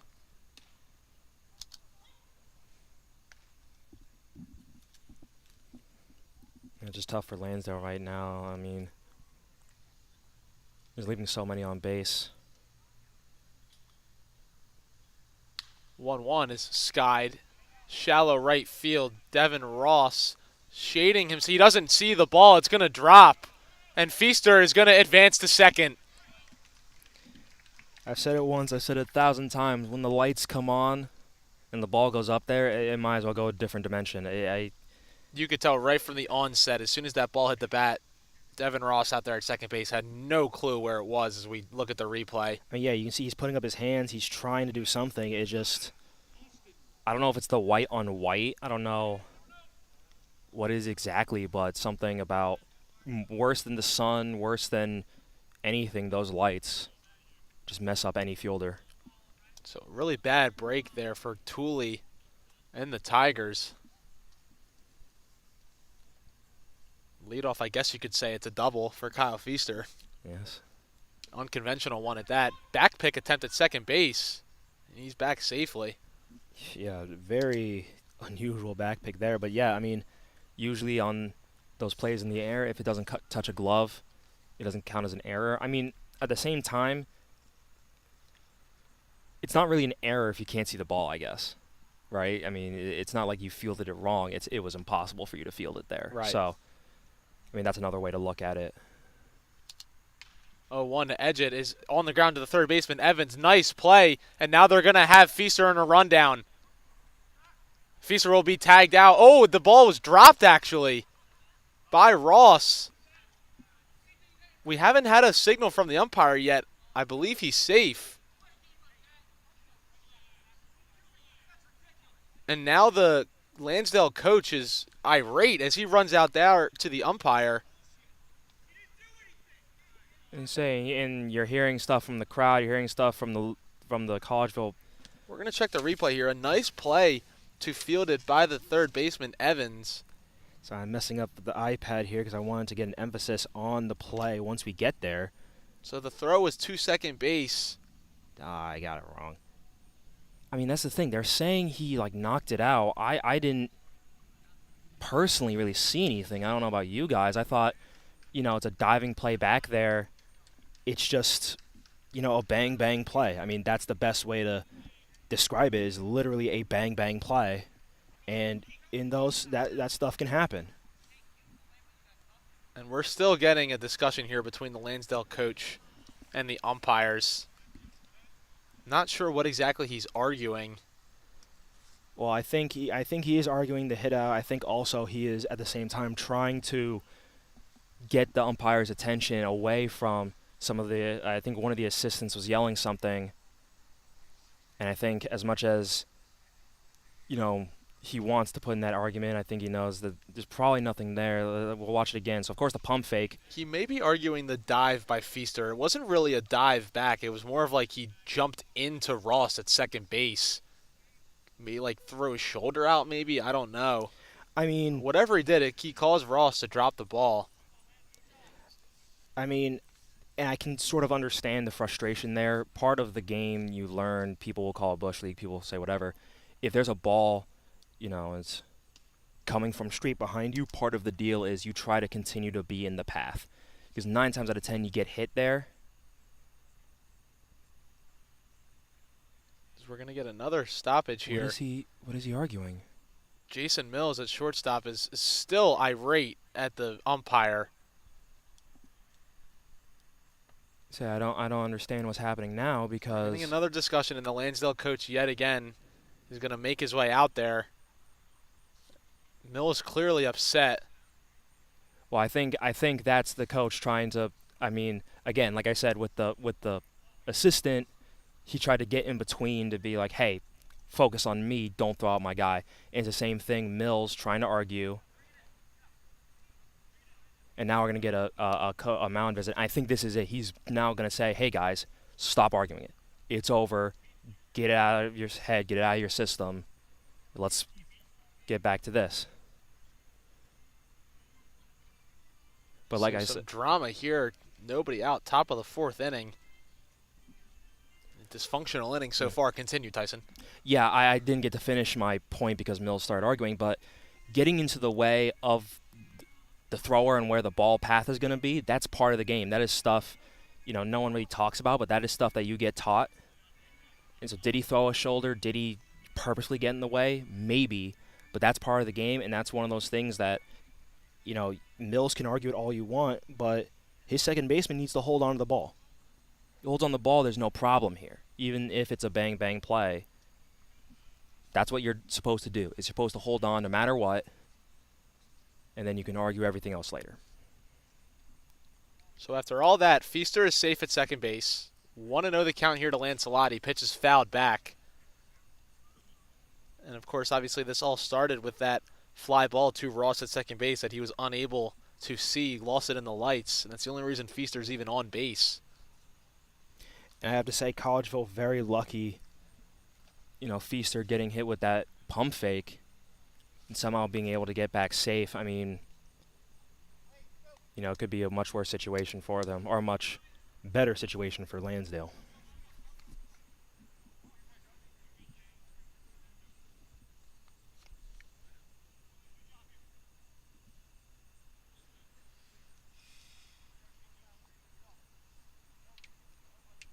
So 1-2 the count to Lancelotti. The pitch. Skied. Left field. That ball is long gone. 3-run home run for Joey Lancelotti. And that's the thing now. Lansdale, you can be upset, you can be whatever, but whether or not Feaster's on base doesn't change the fact that that was a home run. It's changed the fact that he was going to hit that. So, again, you just got to get it out of your head and just tip your cap to Lancelotti for hitting, again, an absolute missile. I mean, it's pretty No doubt up in the about zone that for one. him. So, yeah. Hardly even a trot from Pollock out in left field.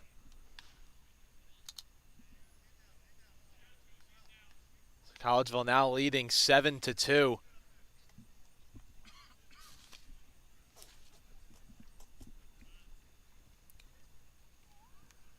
Still nobody out here for Cody Clark.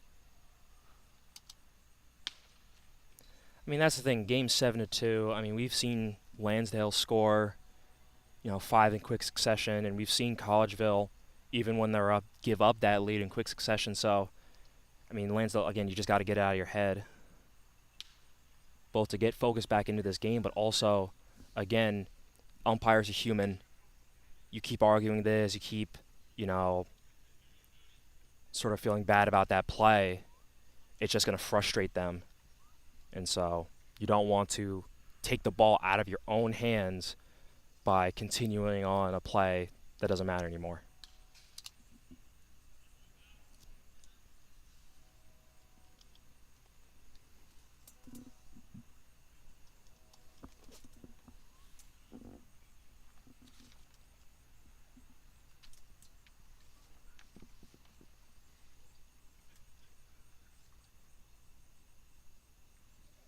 One, two to Clark. It's outside. Looks like we're going to see another lengthy wait here for Jason Hughes while his team is at the plate. This has been probably a 10-15 minute inning already, obviously with the pauses. As that pitch is lined center field, it'll get down for a base hit. But as I was saying, still nobody out. Runner on first now. So it'll be tough for Jason Hughes to see if he can stay warm in that dugout. Yeah, at the same time, I mean, 18 pitches the first inning, then 28 in the second, 25 in the third. He's at 71 pitches. I mean, if he's going by this average, you got to start thinking about your bullpen here. And I might, maybe get that started once they're 2 outs and then see what happens.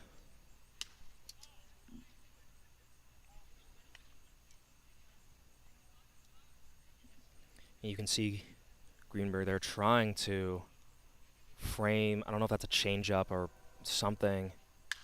That pitch is Staying high. skied left field. Mills calling off Pollock out and left and makes the catch. So Yeah. one away here. I was going to say, usually I like the left fielder calling off there, but again, ball that high, usually when there's not as much movement away from the plate, that's actually better for infielders. That's what they're more used to than outfielders, where you sort of need that movement away from the plate to really be able to judge it.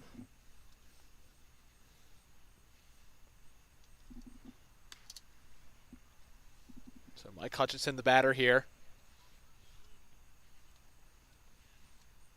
Struck out his first at bat, flew out to center the second at bat.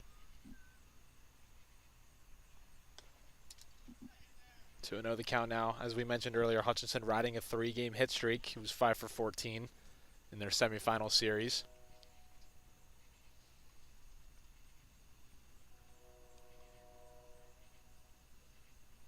(2-0). Hit in the air, in the infield. And it's going to be the shortstop Mills who makes the catch. It was kind of a convergence right behind the pitcher's mound. All the Lansdale Tigers infielders. And it's Mills who makes the catch again for out number 2. Yeah, I mean, to me, Tooley was out there a little too long. I would have just vacated the mound. As guys are getting reset, funny story, I got 2 pop flies in a row to the mound. I missed them both in a row, but the guy didn't run from first, so I threw him out at second. That's the thing. It's tough. Again, there's so little movement away from the plate. It's just tough to judge. And so let someone come in who can see it better and field it better. And that's exactly what Lansdale did. 1-0 to Luzens is down for ball 2.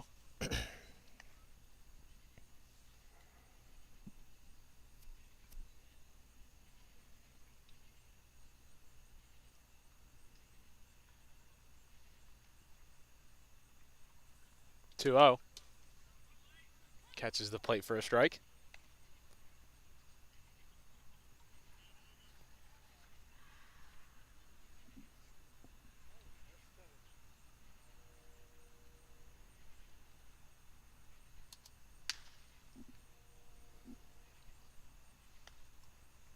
So obviously a storyline here tonight. Cole Luzens, his previous 2 at-bats were 2 impressive at-bats to draw some walks. He's 1 ball away here from drawing yet another one. That pitch is swung on and missed. That'll make it 3-2. It's always funny when you look at a box score and you see a guy, 0 for 1, team scored 11 runs. You're like, how is he 0 for 1? And you see it's because he walks 3 times Yep. or 4 times, whatever. And I mean, It's just as good as a single. literally. In a way, you could argue better in certain situations. So 3-2 runner will be off on the pitch, which is upstairs for ball 4. 3rd walk drawn of the night for Cole Luzens. I mean, by himself, since all of these have been full count at bats, by himself, Luzens has seen at least 18 pitches. Now, we know he's fouled off a couple in his first 2, but it's just crazy to see him continuing to battle up there and just drive up that count. So 2 aboard here with 2 away for Kevin Riley.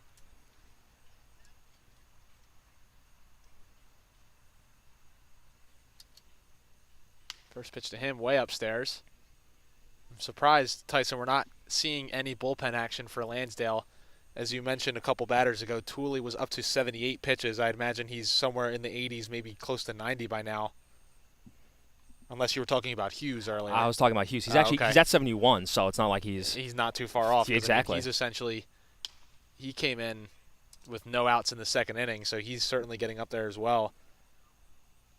I mean, you think about it, he's keeping pace with Hughes with an inning and a third less.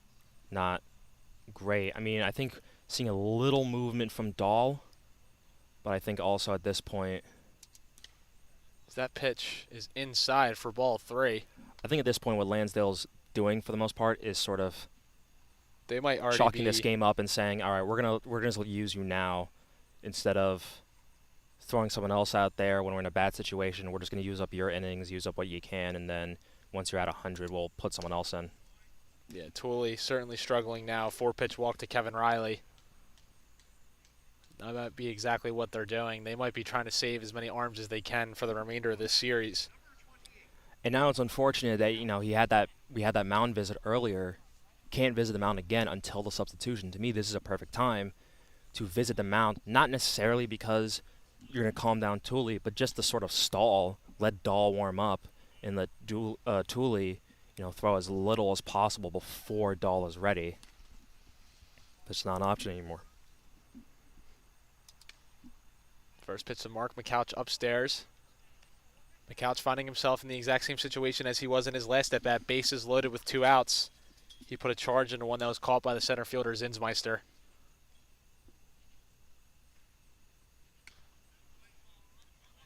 And again, you're seeing for Tooley, both the fastball and, again, something off speed. Looks to be a changeup just staying up there. And, Greenberg trying to frame it as best as he can. It's so clearly too high.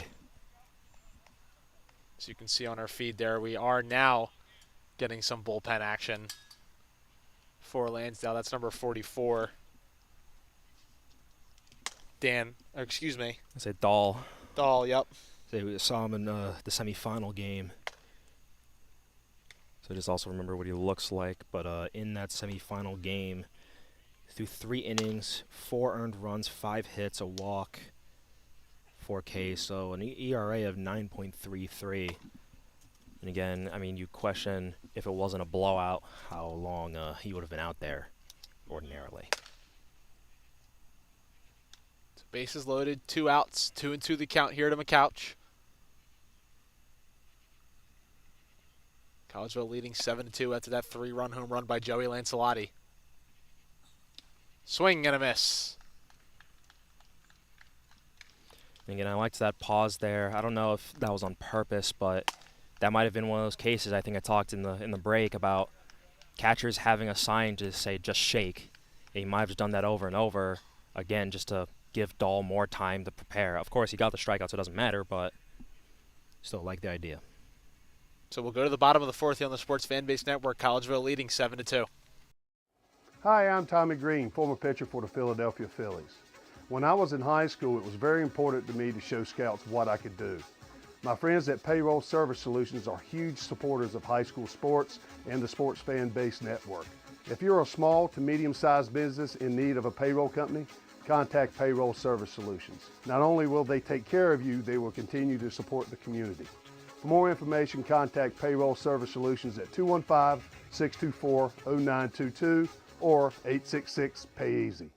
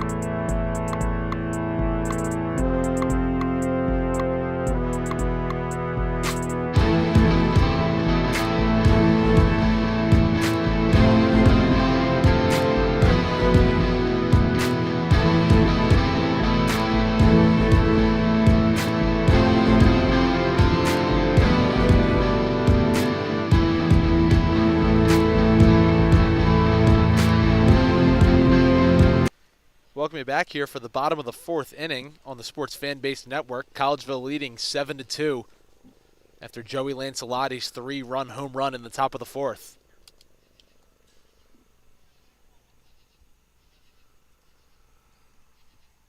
So 9-1-2 here for Lansdale.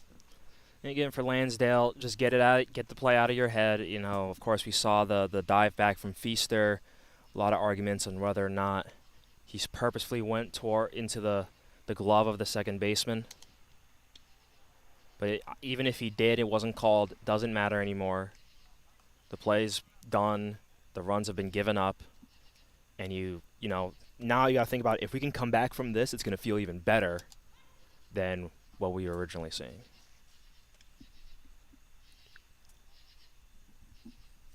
So 2-1 the count here to Bisco. Pitch at the knees. That'll make it 2-2. Bisco with that extremely dirty black uniform after his last at-bat. We saw sort of a funky play tripping over the first base bag. 2-2 on the ground, right side. It's going to be fielded by Hutchinson. An easy play for him for out number 1. And that's sort of, you know, something that's going to be forgotten for Lansdale. That is true. You know, after checking the replay, we both clearly saw Bisco rolled to his left after touching the bag. He's almost certainly in fair territory and should have been called out. They didn't call him out. And so, now you can just chalk it up to, hey, you know, we got this call, they got this call, call it neutral.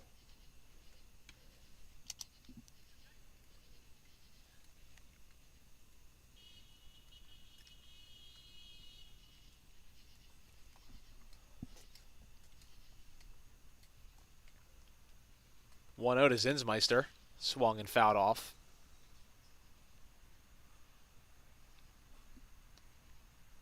Zinsmeister had a huge game 1 in the semifinals against Conshohocken that set the tone for the rest of the series. He was 2 for 3 with a home run as well as a double, scoring 2 runs. The 1-1. Swing and a miss. So noticing over at Collegeville, Benny Wilson is in the bullpen. Yep. Throwing with Fisher, so... Yeah, that's something we see very occasionally out of this Collegeville White Sox team. Wilson and Fisher throwing together in the bullpen. That pitch is swung on and missed for strike 3. So Zinsmeister down on strikes for the 3rd time tonight, all of which swinging. Hughes has certainly had his number here tonight.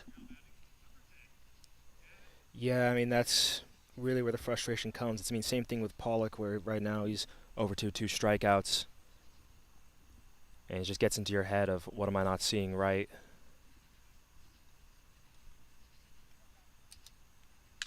That first pitch is fouled off by Chad Evans.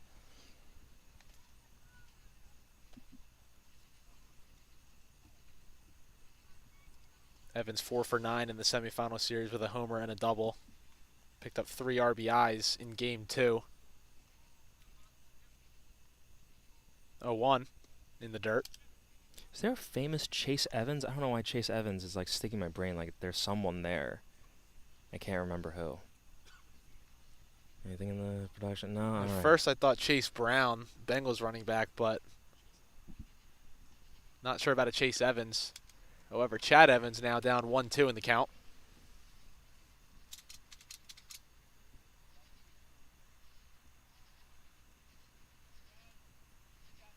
Hughes has his sign.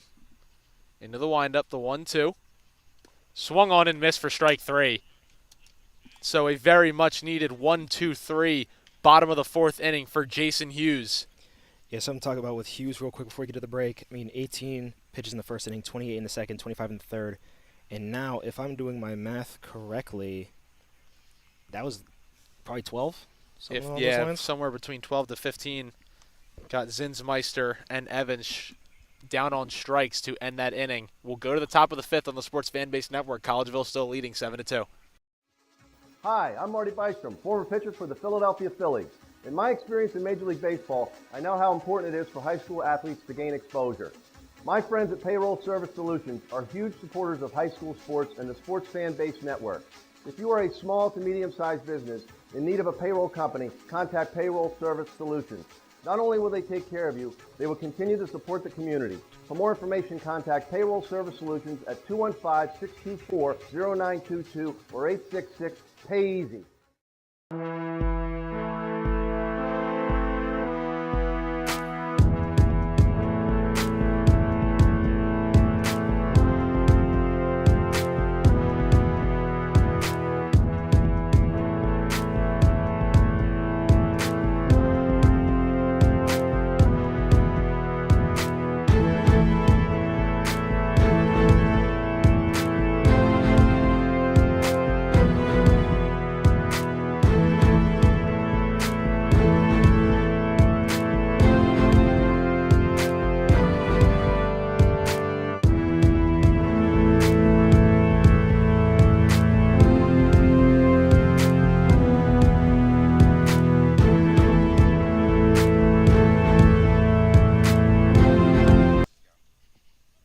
Welcome you back here for the top of the fifth inning on the Sports Fan Base Network.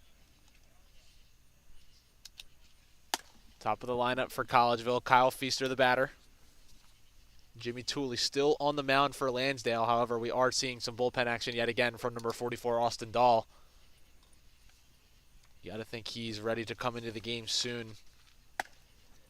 I have to say I'm also maybe a little surprised. Nothing more insight to Feaster. That pitch is lined into center field for a base hit. Leadoff single for Kyle Feaster here in the top of the fifth. His third hit of the game at that. 2 singles and a double. But yeah, I understand that hitting guys isn't as in vogue as it was maybe a decade ago. But I thought if there was a time, it might be this, because that's a play a lot of guys really usually dislike, is someone getting into the path on purpose. So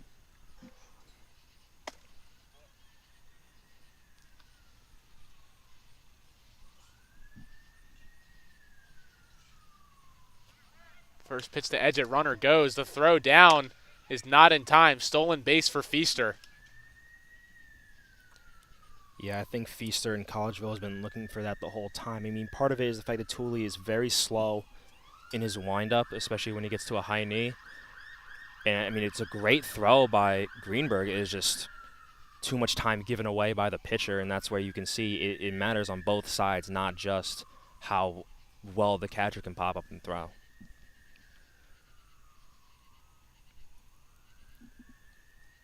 So pitch was called a strike. Runner now in scoring position here for Austin Edgett. 0-1 is fouled off.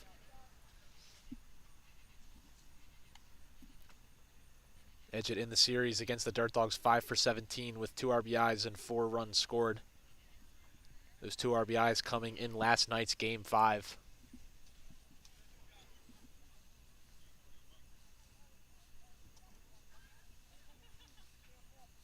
Oh, 2. Just misses.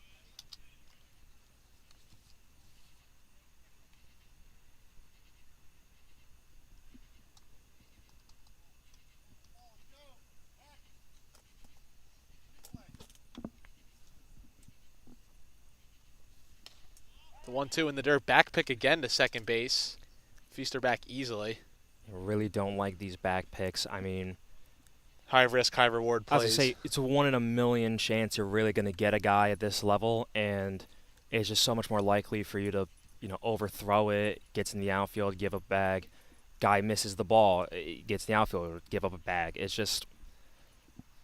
Especially with Zinsmeister out there in center field playing so deep. If a throw were to get through, be extremely tough for him to cover all that ground to come field it and then try to fire to third. I mean, that's sort of the tightrope you're on when you're in this situation where you're down, where you feel you need to be more aggressive, but sometimes it's just better not to be. I think that's one of those situations where, again, you get a lucky out, that's great, but... The 2-2 is lined back up the middle and into center field for a base hit. Rounding third is Feaster. The throw from Zinsmeister not in time. Edgett advances to second base on the throw. Collegeville leading now 8-2. And this is why, this is probably something I said the most to my outfielders when I was coaching. you can't throw over your cutoffs, because whether or not Zinsmeister had a chance at home, you see this throw, I mean, it's hard to see with how fast you have to shift over, but Edgett, knowing the ball's in the air, sees it's going to go over, he just turns and goes straight to second. And so instead of having a run scored and a man on first, now you have another guy in scoring position when you could have just thrown through the cut, probably had a similar chance of getting the guy out and keeping a single. So that RBI single from Austin Edgett will be the last batter that Jimmy Tooley faces. We're going to get a pitching change here for Lansdale. It will be number 44, Austin Dahl. We'll step aside on the Sports Fan Base Network. Hi, I'm Tommy Green, former pitcher for the Philadelphia Phillies. When I was in high school, it was very important to me to show scouts what I could do. My friends at Payroll Service Solutions are huge supporters of high school sports and the Sports Fan Base Network. If you're a small to medium-sized business in need of a payroll company, contact Payroll Service Solutions. Not only will they take care of you, they will continue to support the community. For more information, contact Payroll Service Solutions at 215-624-0922 or 866-PAY-EASY.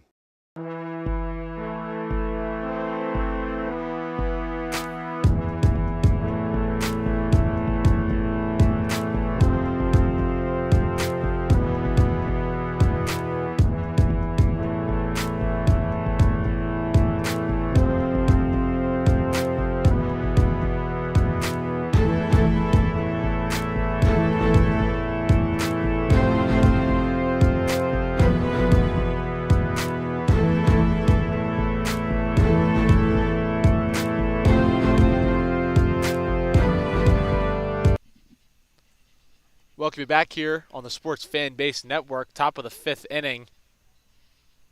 Austin Dahl checking in here for Lansdale in relief of Jimmy Tooley, down 6 runs here in Game 1. Something to just note here while we see our first batter for Dahl is I could see Conroy sort of walking back into the dugout, sort of walking around, and it looks like he's using his right arm pretty well. And so you hope, minimal damage to his elbow, minimal damage anywhere. It's first pitch to Lancelotti. He's on the ground to the third baseman, Evans, who looks back. The runner fires in time to get Lancelotti for out number 1. Yeah, that's the thing. Once you've gotten one of those sort of pump fake tricks, it's really hard to get it again. And so you could see Edgett. He was not going to bite on anything with that. And so it's still good on Evans knowing I have so much time, I might as well just make sure he's not going anywhere. So 1 away now. Cody Clark, the batter. First pitch to him in there for a called strike. Here in Game 1 of the Perky Valley Twilight League Championship Series, Collegeville looking to go back-to-back after they won the championship last year. So that 0-1 is on the ground and through into center field for a base hit. Rounding third and scoring is Edgett. RBI single for Cody Clark. Yeah, I mean, pretty clear, pretty quick through the infield, and not much of a shot for anyone to get that ball quickly and maybe get it in for a play. Just a nice piece of hitting there from Clark. Straight back up the middle. We've seen multiple of those from Collegeville tonight, just straight back up the middle. Nothing Mills and Ross can do out there in the middle infield for Lansdale. And Zinsmeister has been extremely busy out there in center field, whether it's making catches or just having to sprint in and field the ball and trying to get it in. As we saw in that RBI single from Edgett, had to make the throw home.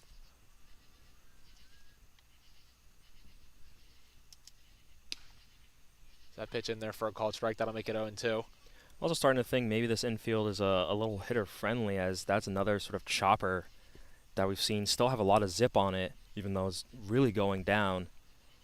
Obviously, you remember that hit by Bisco. And so 0-2 is fouled off.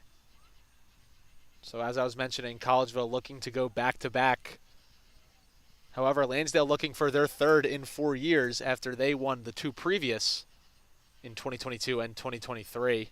This is a rematch of the 2023 championship series. Lansdale taking that one over Collegeville 3-1. However, it certainly looks like the White Sox are going to go up 1-0 in this series as they lead comfortably.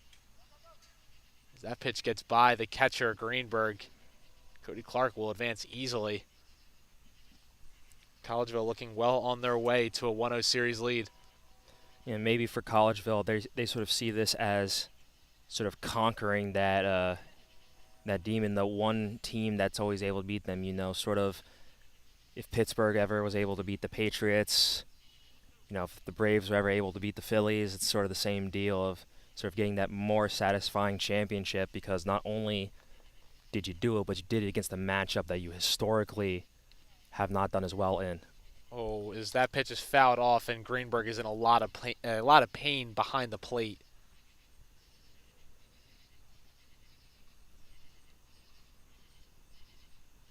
So we're going to get a stoppage here as Greenberg gets attended to. Yeah, it's just tough. Even if you're wearing a cup, there's nothing you can really do, especially on a foul ball.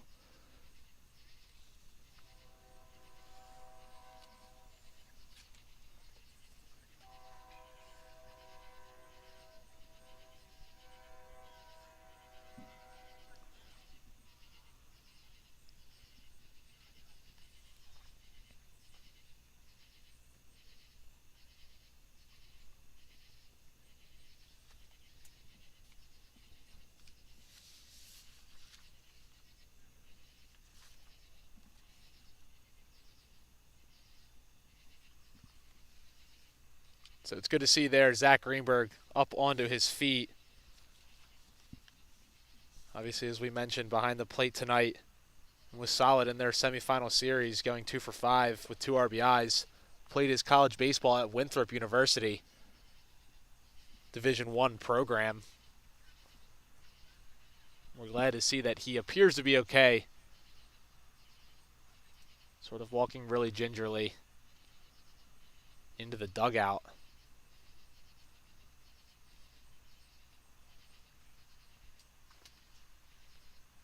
And so we'll get another sort of really non-baseball related stoppage here. I feel like we've had plenty of those tonight as we go north of 2 hours of game time, and we're only 1 out through the top of the 5th inning. Certainly been a long one. Yeah, I mean, of course, the injury, very unfortunate. Same thing here, and then sort of the controversy in the 3rd inning with that dive back. And so again, you know, obviously, people like to say, you know, with the pitch clock, it ruins everything because you get less baseball at the same time. And what you want, of course, is the game being played, not people standing around, not injuries. And so here we see another example of 1-2 the count to Jensen. That pitch is down. Can't be easy on the pitcher in those long pauses either.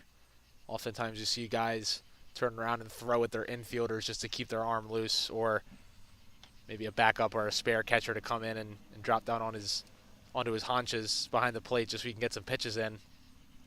However, the 2-2 is skied. Greenberg off with the mask, fresh off the injury, and makes a nice catch behind the plate. and it looks like it doubles over, maybe stretching out like that, you know, causes a twinge of pain there. But I imagine it's a little different compared to other stoppages where, you know, something else happens, and so you're trying to keep loose. That's, you know, that's your catcher. That's, you know, as a pitcher, person you trust the most.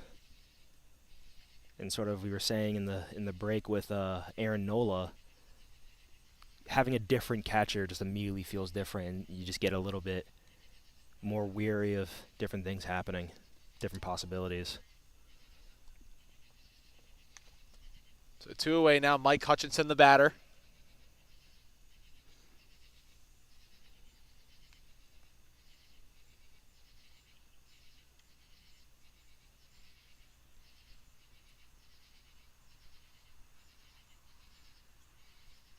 1-0 pitch. Check swing. A called strike, I believe. Yep. That'll make it 1-1.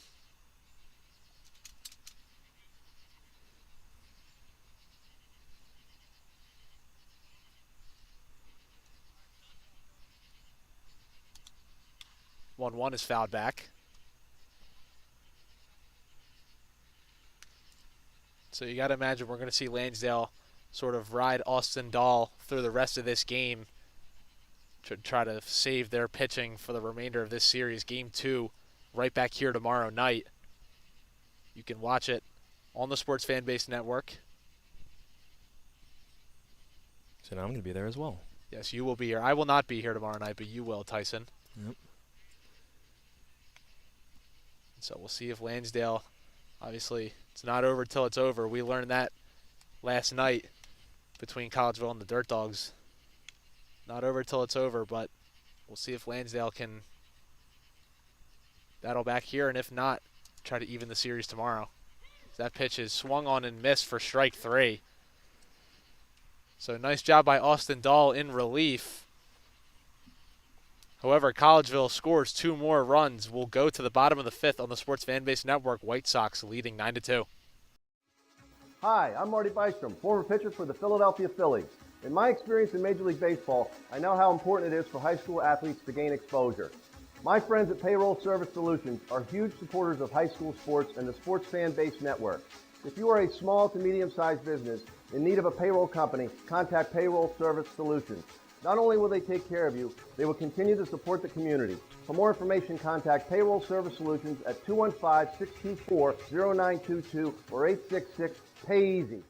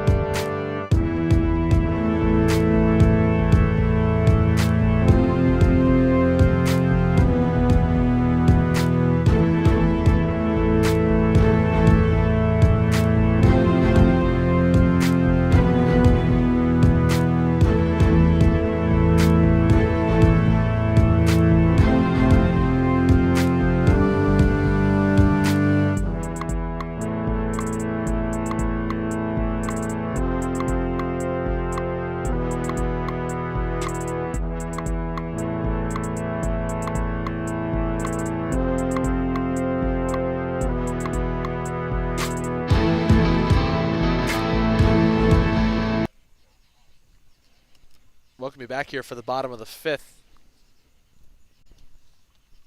Anthony Bruno set to lead off for Lansdale, trailing by 7 runs here in game 1.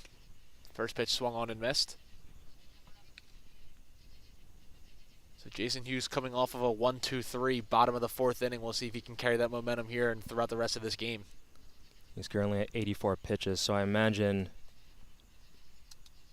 maybe at most after this inning, if it's quick, he can get 1 more. I imagine he's not going to go complete just with that high pitch count already.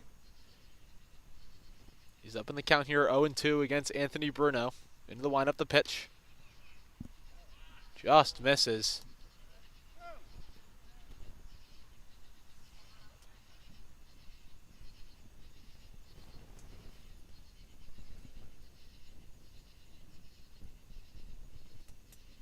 One, two.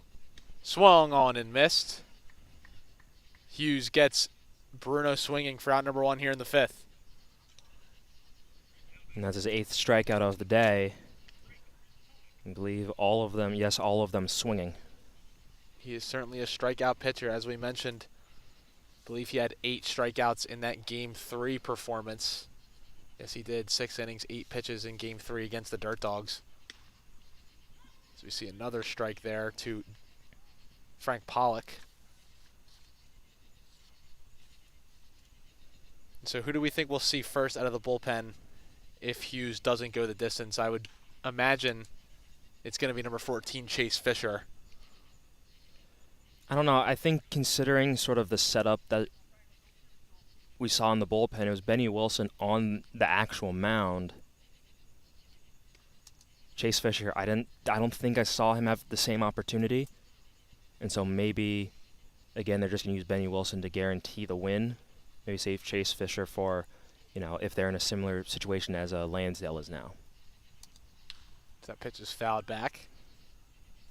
Yeah, it'll be interesting to see. Last night, Benny Wilson throwing north of 30 pitches in only an inning and 1/3, I believe. I think he came in with 1 out to go in the top of the 6th. Ran into some trouble in the 7th inning. Was able to get out of it with a series-winning double play made by Cole Luzzins at second base. But we'll see if Benny Wilson will throw or not. I mean, that might be part of it. Benny Wilson, he didn't have sort of the same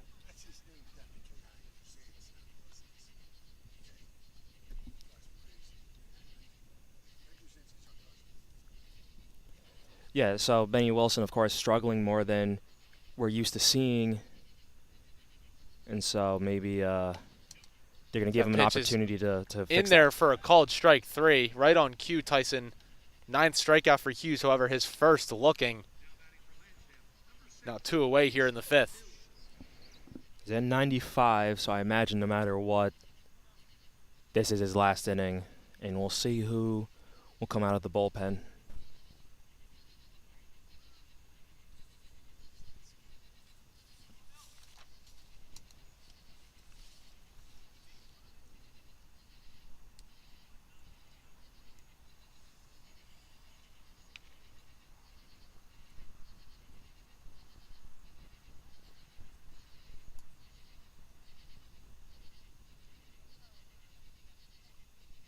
One out to Mills.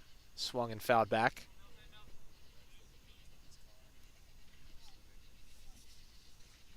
So it's looking, Tyson, like it might be Lansdale's first loss of the postseason. As we mentioned, they are coming into this series after sweeping Conshohocken in the semifinals. 4-1 win in Game 1. The 1-1 just misses. A 4-1 win in Game 1, followed by a dominant 19-5 win in Game 2. They clinched the series with a 5-1 win in Game 3. However, they have been pegged for 12 hits and 9 runs by Collegeville as that ball is into center field, a base hit for Jason Mills. But as I was saying, obviously it's unfortunate Conroy, the starter, goes out with an injury very early in the game. However, you got to give credit to Collegeville. 12 hits is no joke, no matter who's on the bump. Absolutely. I mean, Collegeville, sort of as we stated earlier, usually one of the teams that doesn't get as many hits, get as many runs on the board. So good hitting by them. And again, maybe Lansdale a little cold from the break, from winning so early, but also maybe some things just haven't gone their way today. And, that's baseball. And so you just got to shake it off and try to, come back stronger tomorrow. First pitch to Matt Sperling is fouled back. Yeah, it's sort of that rested or rusty question after a team takes a break for so long, especially in baseball. Yeah, you get your arms nice and rested, but for the guys with the bats, they haven't seen live pitching in multiple days. Probably, as I said, it's been 6 days since Lansdale clinched that series, and it's very not often that you go 6 days without seeing live pitching in a real game, and that can sometimes really mess up hitters. And that we might be seeing that here tonight, obviously behind a solid performance from Hughes with 9 strikeouts. I mean, that's the thing, sort of remembering my tournament days where, you go every weekend, which means during the week it's just practice. But that's the thing, that's at most 5 days in between. And so you can sort of keep some momentum, but that's just sort of what happens. That pitch is on the ground and foul down the right field line. But yeah, and even in past couple years in the MLB postseason, obviously the Phillies made that miraculous run the first year that the MLB added the 6th team to the playoffs. And sometimes that's all it takes is a team that come in a wild card spot and they're going to play against a team that hasn't played in a few days. Obviously, they were victims of that last year. They got a first-round bye. They had a couple days off, which they're never used to in baseball. The Mets come in after winning a wild card series, riding their high horse. They're hot. They're confident. And obviously, unfortunately, as a Phillies fan, we saw them get knocked out. And, in 2022, the 6th seed, the Phillies, they made the World Series. The following year, Diamondbacks were the 6th seed. They also made the World Series. And so certainly in baseball, it can be tricky to find out the good balance between getting rest, but then also not having enough, not getting rusty. So we see the 1-2 upstairs. I think obviously you think about it, for football, they often, not always of course, but often have 7 days between each game, but the difference there is that sport physically is a lot more taxing, and so you feel it in your body for the next couple of days. 2-2 misses. That'll make it full. But also just looking at sort of the box score for Lansdale, I mean, they had 21 hits in that game too, and then 6 hits in that game 3. So maybe, again, it's just sort of the pendulum balancing. Law of averages. Yeah. They're due for some negative regression, certainly. 3-2 runner goes. Pitch is on the ground and fair down the right field line. Feaster is up with it. It'll be a single for Matt Sperling and put runners on the corners. I was a little surprised that Mills didn't try to steal sooner as the first baseman there. I believe that is Cody Clark. Clark. I mean, he was far off the bag, not really holding on the runner. And to me, I'm going to take as wide of a lead as I can, rely on my first base coach to tell me when to come back. And then, steal, just take an extra bag. I mean, again, game out of hand, sure, but got to do everything that you can, even when you're down.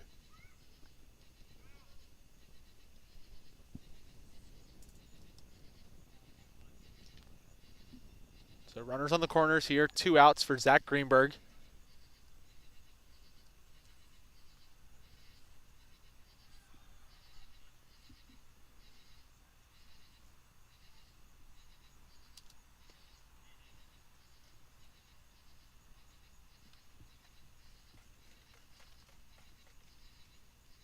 Certainly good to see Greenberg able to now maybe not fully shake off that injury from last inning behind the plate, but at least somewhat to continue in this game.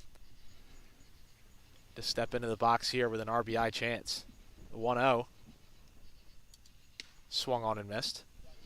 That seemed like a pretty strong swing there, so it seems like he's back. But I also imagine for a catcher, you don't want to sit down too long. You don't want to tighten up, especially 5 innings into a game. Your body's just going to start to feel the lactic acid, and you're going to maybe start tightening up. So I'm not surprised that he is still out here and just trying to keep the body moving, as it seems to be the best catcher on this team.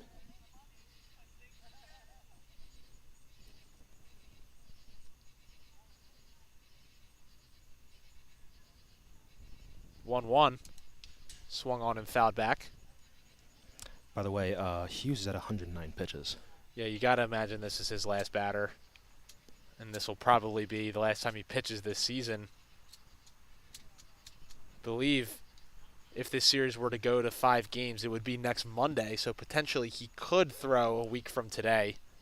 However, I'm not exactly sure. You can't quote me on that. All I know is that Game 4 will be Friday if there is a Game 4. That pitch is on the ground to the second baseman, Hutchinson. Is able to make the play and retire the side. Yeah, I don't know if there is, they track in this league and they make sure guys don't pitch too often. They do in American Legion, but again, you gotta just take it as you see. The feed here, we're getting a lot of high fives for Jason Hughes. His night is probably over, as he did a nice job after giving up 2 runs in the second inning. We will go to the top of the 6th here on the Sports Fan Base Network. Collegeville leading 9-2. Hi, I'm Tommy Green, former pitcher for the Philadelphia Phillies. When I was in high school, it was very important to me to show scouts what I could do. My friends at Payroll Service Solutions are huge supporters of high school sports and the Sports Fan Base Network. If you're a small to medium-sized business in need of a payroll company, contact Payroll Service Solutions. Not only will they take care of you, they will continue to support the community. For more information, contact Payroll Service Solutions at 215-624-0922 or 866-PAY-EASY.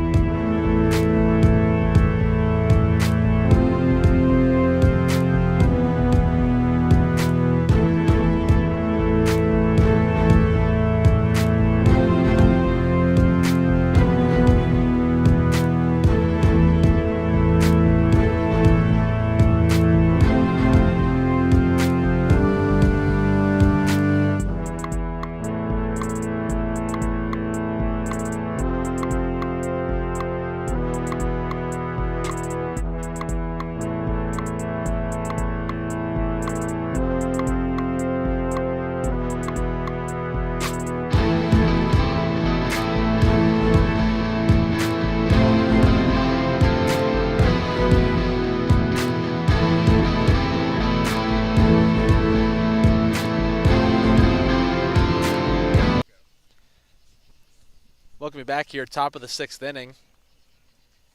Collegeville still leading by 7 runs here in game 1. Cole Luzin set to lead off for Collegeville.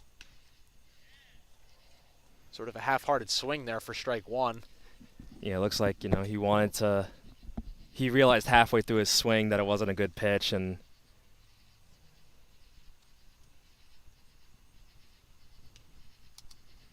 every team I've been on, whenever someone does that, we always used to shout at them, swing harder. It's like, if you're going to do it, you might as well go 100%. Maybe you get lucky and somehow it's a home run.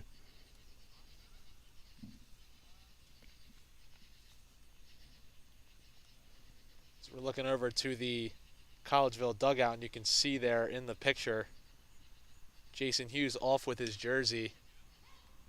That pitch is in there for a called strike. His night is done. Giving fist bumps to his teammates on the way out.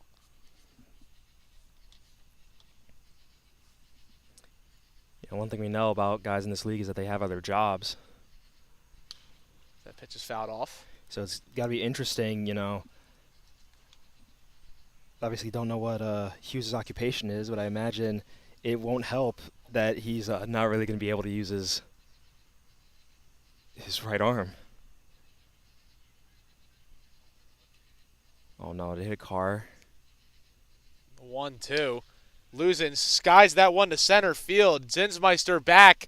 It's going to get over his head and two-hop the wall. It'll be a leadoff double for Cole Luzins. Yeah, Luzins, there's a well-hit ball. It's sort of unfortunate. It was a great hit, but it looks like half of his team was over at the parking lot looking at something instead of helping him celebrate his hit. I got to say, I really hope that was not my car that just got hit.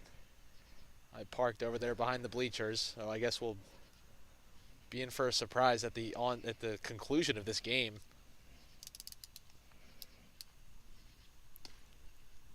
That pitch in there for a called strike to Kevin Riley. And the fact that these Collegeville players are still kind of around the end of the dugout and sort of looking back kind of makes me nervous for whoever's car that is, that it might have actually done some damage. It might be some windshield action. Oh, no. And I got to say, that was a loud thud after that foul ball by Luzins. And so now, I don't want to speak anything into existence, but our producer, Kevin Conley, and our camera guy, Garland Redding, are also starting to panic a little bit. All right, trust me, I didn't park too far away from our producer either, so it's not like Oh, I feel like a backed safe in, either. I backed in right next to Kevin, so Oh, hoping it's his and not mine. However, yeah, Kevin did just make a good point. It seems like it was further over to the right from where we parked, but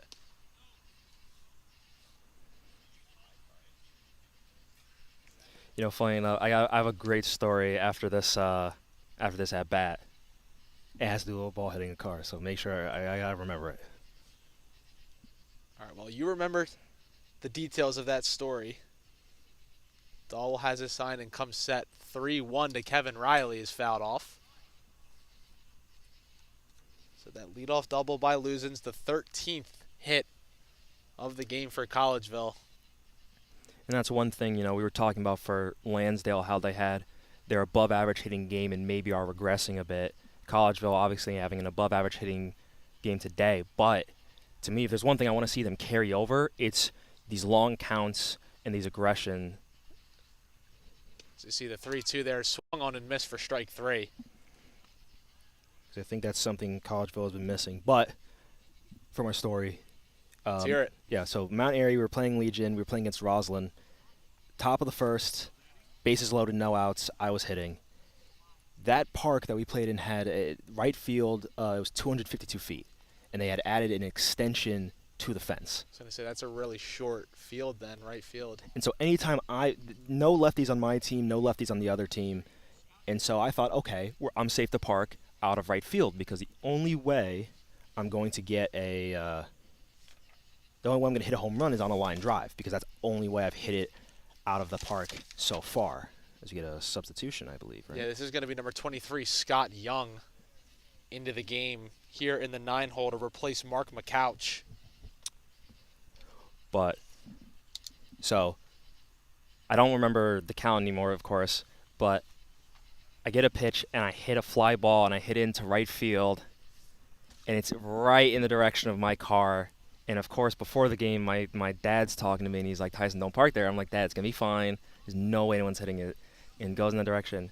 Father's intuition, they always know best. But it did not hit my car. It hit next to my car. That pitch is on the ground to the third baseman, Evans, who's up with it, fires. High throw. Catch and tag is made by Sperling at first. It actually hit the opposing catcher's car. Not a big dent, but a little bit. So, next at bat, I apologized to him, and he wasn't too upset about it. That was my only grand slam ever in my career, and those were the only runs scored for my team in that game. So, Guess it was worth hitting the car. So 2 away here, top of the 6th inning.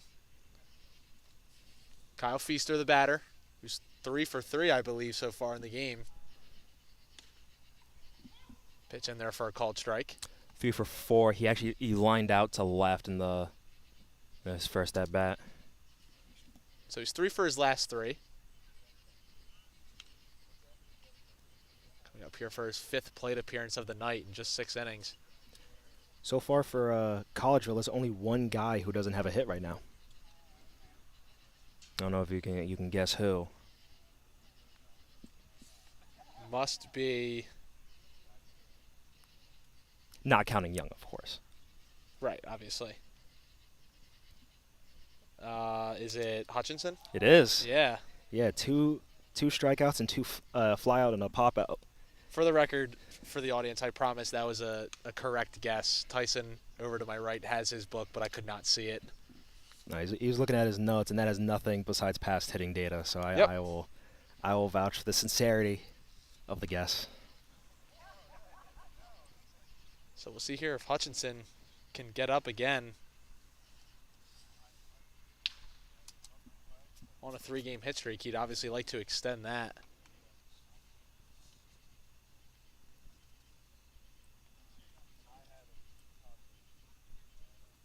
Funny enough, Luzin's, he didn't have a hit before this at bat because he had been walked 3 times. Right, so he's been on base all 4 times, so he's only 1 for 1.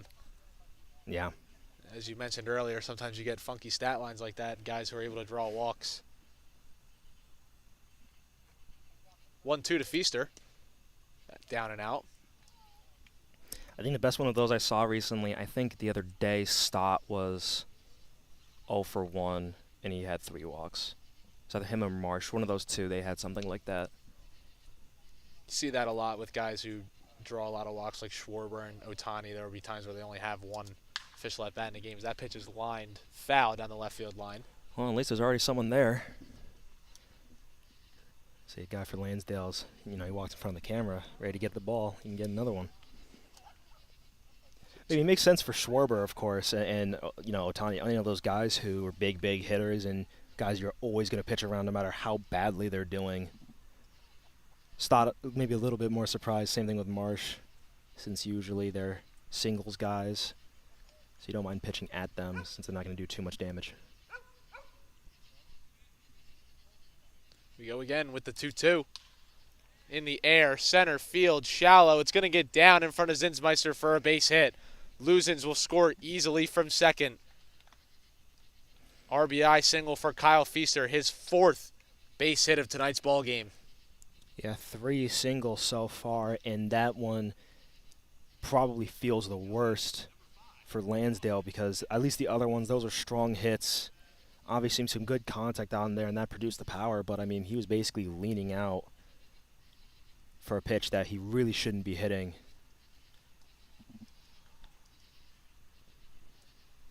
However, he did hit it anyway.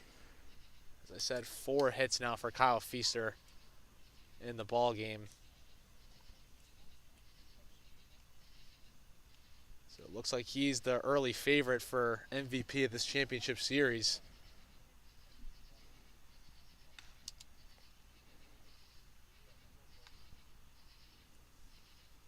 Trying to think of other candidates. Obviously, Lancelotti with a 3-run home run. Luzins does have a 1,000 on base percentage. On a 1,000 batting average, too. Certainly credit him for that.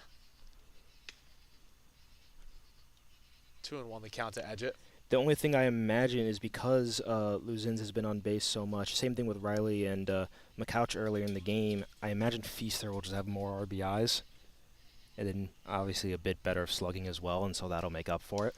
But besides those two, and of course, as you mentioned, Lancelotti with the home run, it's just tough to figure out sort of who hit in who and sort of how that would all stack up. So 14 hits for the Collegeville White Sox so far tonight, sort of giving Lansdale a taste of their own medicine. That pitch is swung on and missed for strike 3. See, Edgett with a similar swing that Lee Luzins had in his first at-bat, or the start First pitch the of this inning. inning, yep. Sort of a half-hearted swing there from Edgett's side is retired. We'll go to the bottom of the 6th. Collegeville leading 10-2. Hi, I'm Marty Bystrom, former pitcher for the Philadelphia Phillies. In my experience in Major League Baseball, I know how important it is for high school athletes to gain exposure. My friends at Payroll Service Solutions are huge supporters of high school sports and the Sports Fan Base Network. If you are a small to medium-sized business in need of a payroll company, contact Payroll Service Solutions.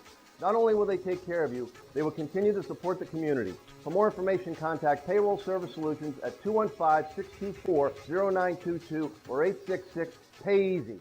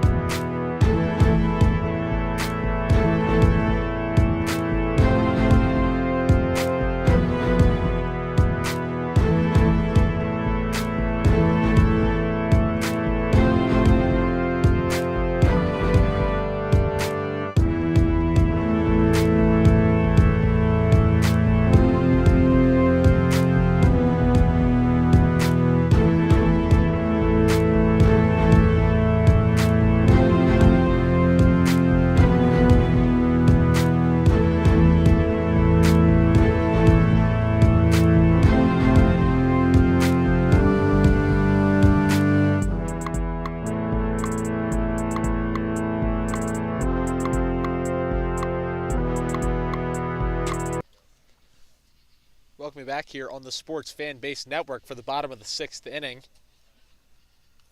8-9-1 due up for Lansdale. This is number 2, Devin Ross, who drove in the only 2 Tigers runs of tonight's ball game with a double in the 2nd inning.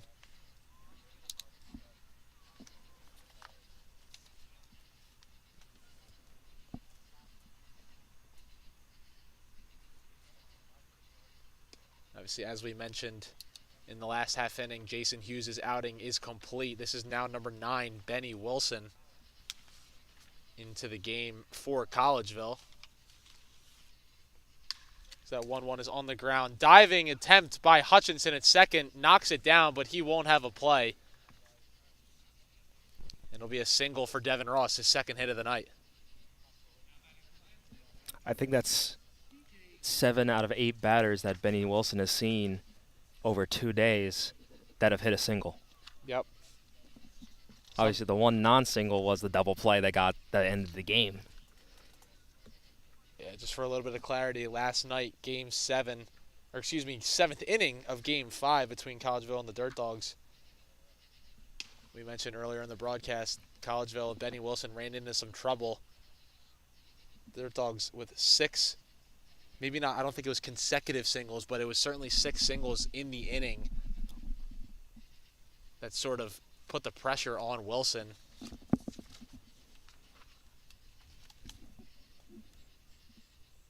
(1-0) swung on and missed by Bisco.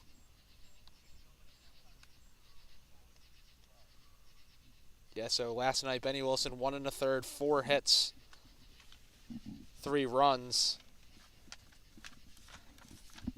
striking out 1, throwing 32 pitches. And just looking back at my book, able to sort of turn back time there, it was actually 6 singles in a row. Yeah, wow. Yeah. So He got the first 2 outs quickly, and Right. then it was Right. single, single, single, single. Yeah. that was an interesting 7th inning last night. Capped off, bases loaded, tying run on third base for the Dirt Dogs, and Wilson and the White Sox able to get out of it. A line drive to the second baseman, Luzens, who threw to first for the double play.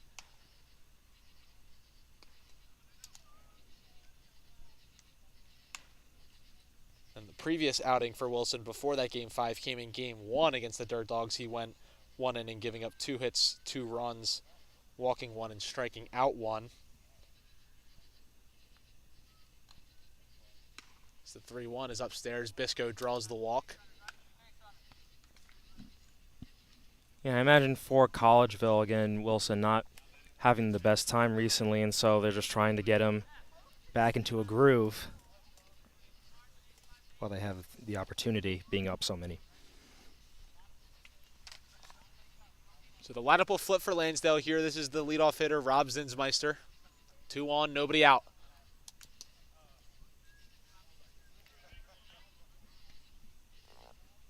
Zinsmeister 0 for 3 tonight with 3 swinging strikeouts. See if he can pick himself up here. A couple runners on.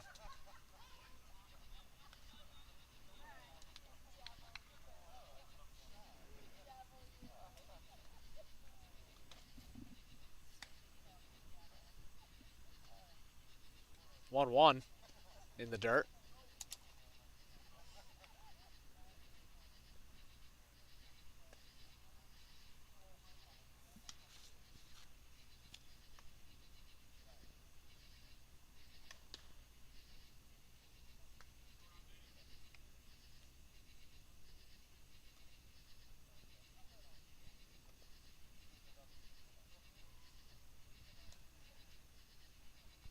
Three and 1 the count here for Zinsmeister. The pitch swung on and fouled back. That'll make it full.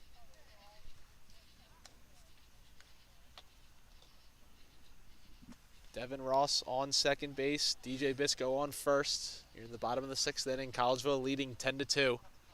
I mean, we could hear from the third base coach just saying all we need is base runners. Exactly the mindset you need right now. That pitch is hit in the air. It'll stay in the infield. It's the shortstop, Lancelotti, who's under it and is able to make the catch. 1 away. I guess silver lining for Zinsmeister is, he at least made contact this time. Still an out, but some improvement. Yeah, certainly a frustrated Zinsmeister on the way back to the dugout. 0 for 4 tonight. After hitting .500 in the semifinals, we'll look to try to get back on track tomorrow night.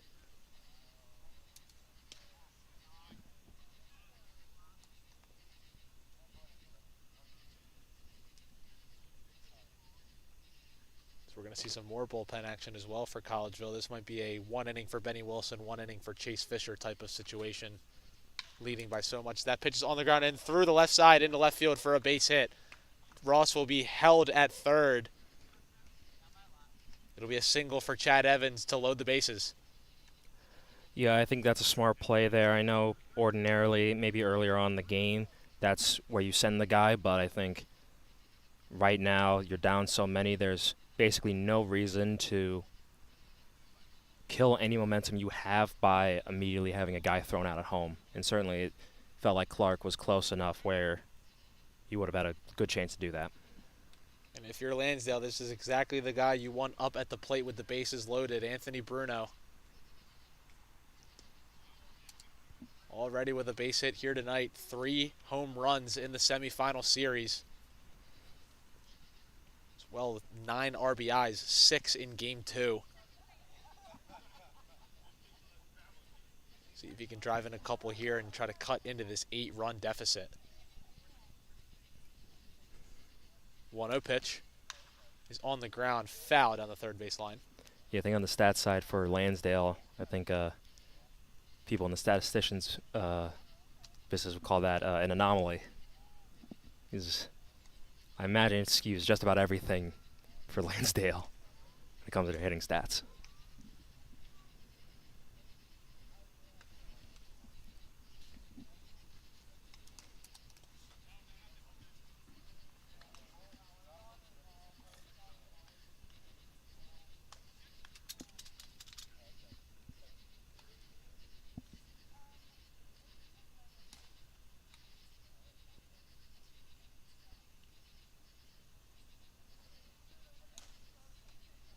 Wilson has his sign and comes set.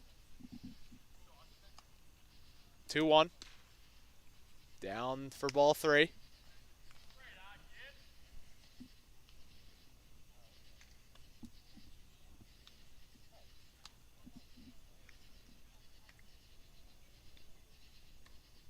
So we're getting a stoppage here. I'm not sure exactly what for. Home plate umpire took a walk out from behind home plate. But he's back in there now, and we're ready for this 3-1.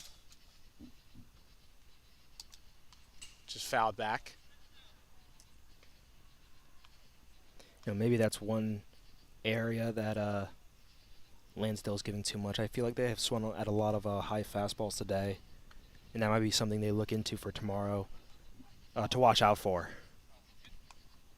Certainly plenty of adjustments to be made for Lansdale. 3-2. Fouled off. Yeah, certainly 7 hits isn't necessarily something to be ashamed of, but for an offense like this with a lot of high reputation, 2 runs just simply won't cut it, especially in a championship series. And so I think certainly a lot of adjustments to be made as that pitch is down for ball 4. So that'll be a walk and an RBI for Bruno as Devin Ross crosses the plate, making it 10-3. I mean, that's the thing. With these hits, just a lot of them have been isolated. I mean, a double and a single, that got in their first initial 2 runs, and then 2 strikeouts. So next hit they had was a single again after, or 2 singles after 2 strikeouts. And then another out. Now 2 more hits here, so yeah, there's just too many. The hits have been too isolated from each other, and they just haven't been able to compound that into anything. 0-1 drops in there for a called strike. Frank Pollock, the batter here. Bases remain loaded.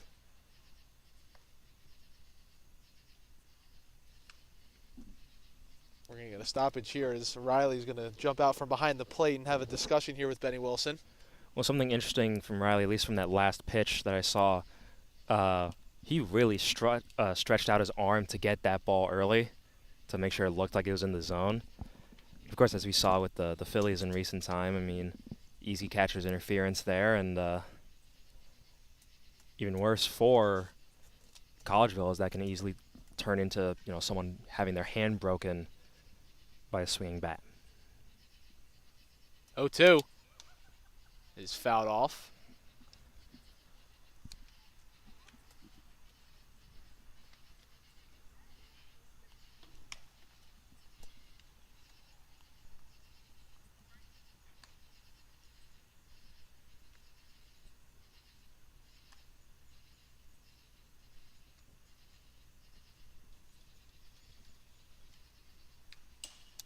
Another 0-2 that's fouled off.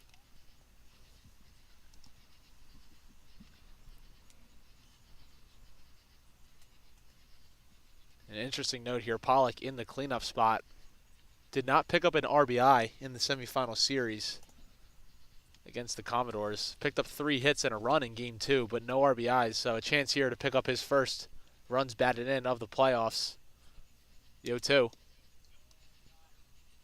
Just down for ball 1. Really frustrated Benny Wilson there. Wanted that strike 3 call. Yeah. I mean, Pollock so far doesn't have a hit, 3 strikeouts, 2 swinging, 1 looking. So certainly he would love to get a hit here just to get something going. 1-2 is on the ground and past the third baseman Luzens into left field. 1 run is in. Everyone else will go station to station. And it's a 10-4 game. And this is how it can start. I mean, something small here, something small there, and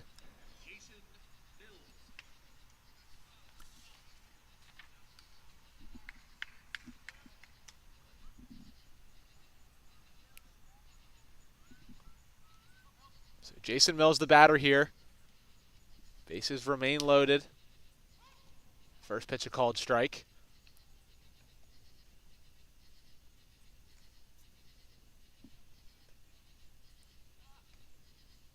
Mills picked up a hit in each of the 3 semifinal games for Lansdale. It was 3 for 10 in the series.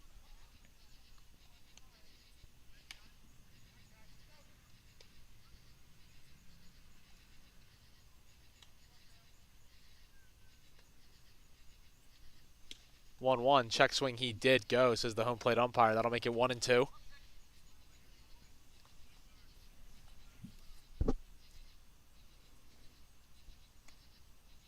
a 10-4 Collegeville lead here, but Lansdale still threatening. That pitch is chopped right side. Hutchinson only has a play to first. Underhand flips it in time.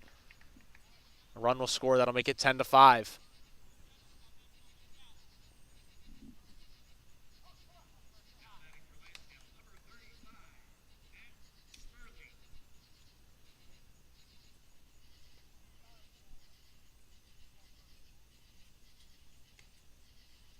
So 2 away now, still 2 runners in scoring position here for the first baseman, Matt Sperling.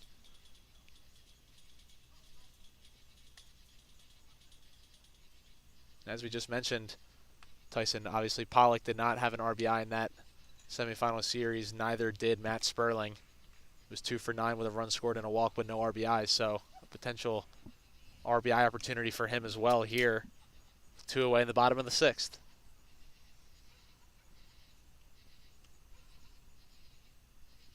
1-0 upstairs.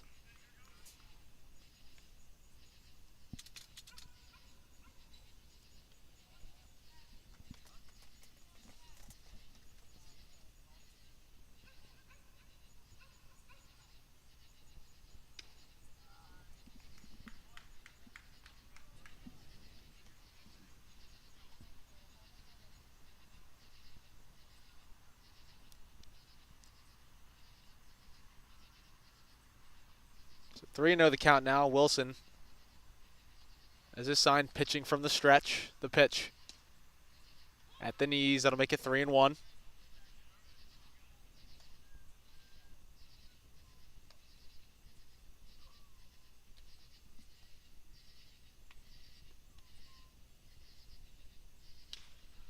3-1 is fouled off.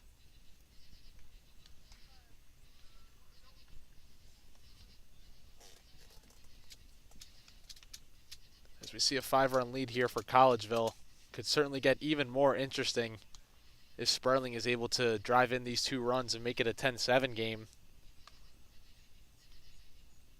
As we've seen, Collegeville certainly in the past, especially in the semifinals, has had the unfortunate habit, as that pitch is lined foul, has had a habit of struggling to hold on to leads. Yeah, I mean, As that pitch also might have hit a car. yeah, I definitely heard that one as opposed to the other. But luckily, where it is, it didn't hit any of us. I'm lucky for whoever did hit, but yeah, somehow Collegeville can just lose focus in these late inning situations.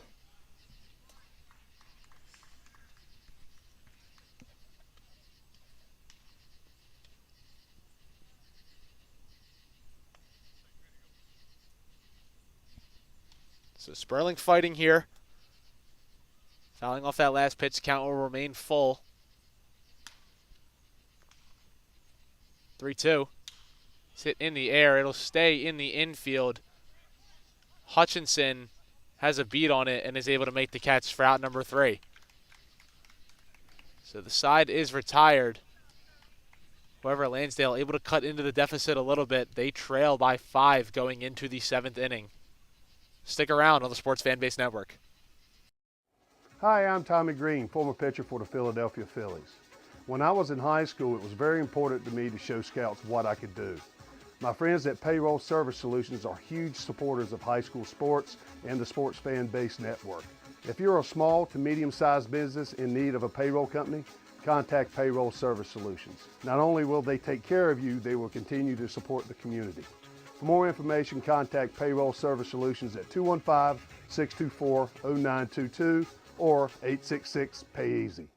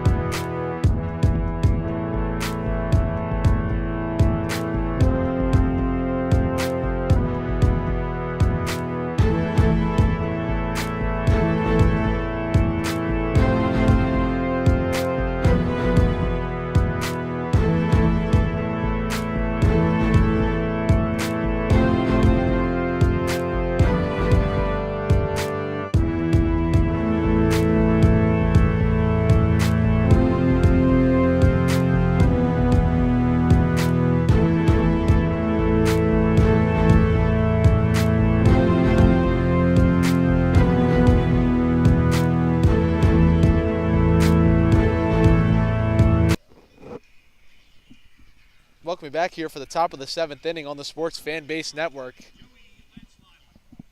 Couple runs there from Lansdale in the bottom of the 6th. However, Collegeville still comfortably up by 5 runs. It'll be 3-4-5 for the White Sox, starting with Joey Lancelotti.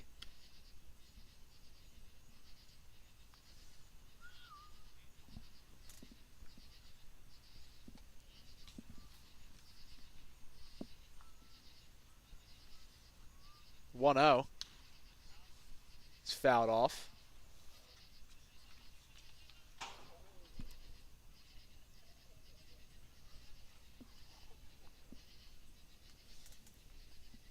That Lancelotti 3-run home run proving to be huge here so far in this game. They now only lead by 5. It's a huge turning point. That put them up 7-2. So you see the 1-1.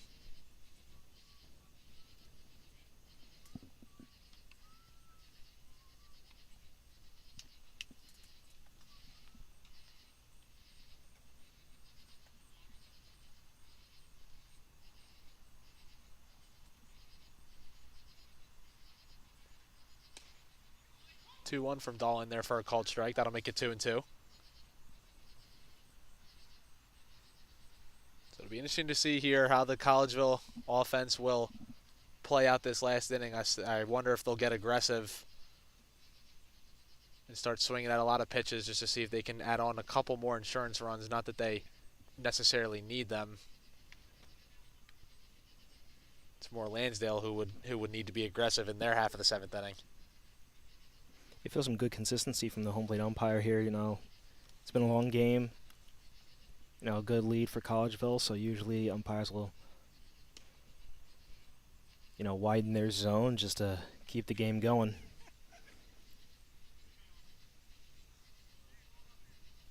So leadoff walk there for Joey Lancelotti. Dahl will go into the stretch here for number 19, Cody Clark.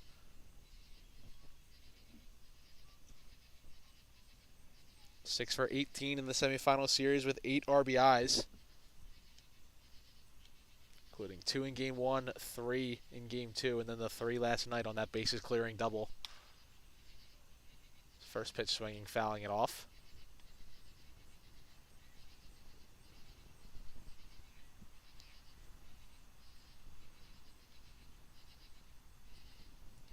Yeah, Clark today, 2 singles, fly out, and the strikeouts at 2 for 4 today.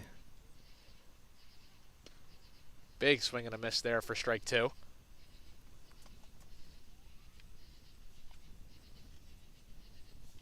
As we cross the 10 o'clock mark here in the Eastern time zone, here in Lansdale, Pennsylvania. Certainly a long game tonight, Tyson, as that pitch is lined right center field. It'll get down for a base hit. Lancelotti is rounding second, heading for third. He will get there easily. College will have runners on first and third for Colin Jensen. Yeah, his hit strong into the gap. Nothing anyone could do to stop that.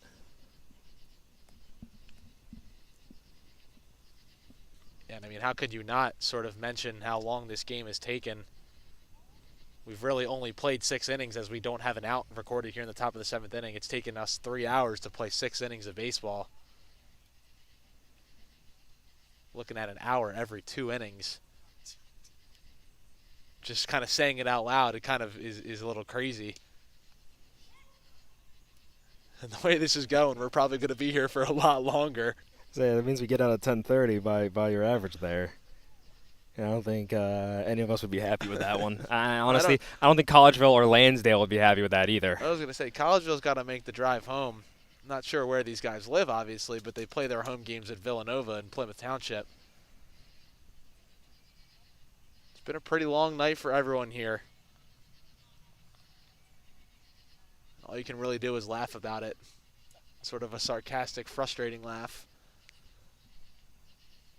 See runners on the corners here for Jensen.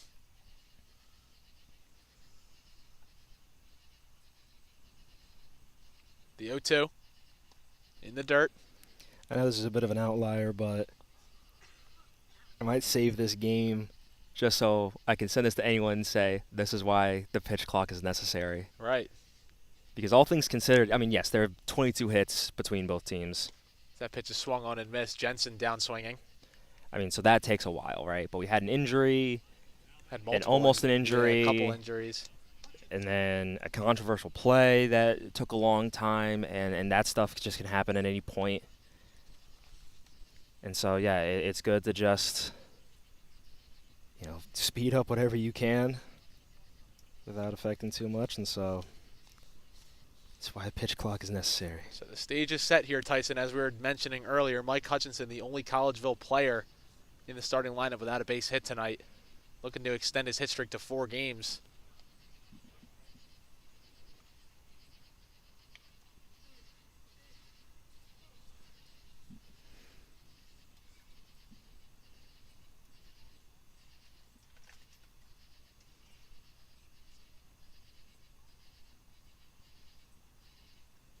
The 1-0.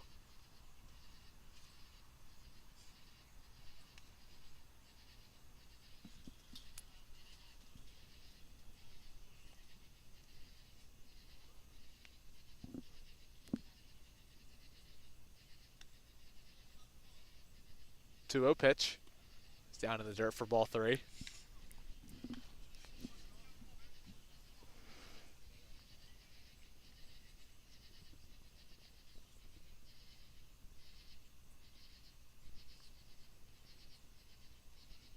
Lancelotti takes his lead off of third. Cody Clark off of first for this 3-0.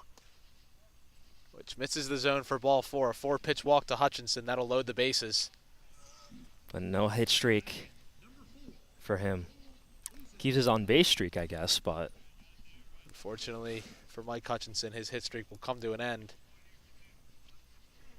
you know, another clue that this game has maybe gone on longer than anyone would like is how quiet it is. Obviously, we're not talking about much. We've said about everything we can say. Put a disclaimer out there. If you're watching this right now and you've stuck around for pretty much the entire of this game, you know, we really appreciate it because it has been a long and drawn-out one, to say the least. That's the thing you can see. I mean, not much talk from Collegeville, not much talk from Lansdale. I think at this point, people are ready to go home.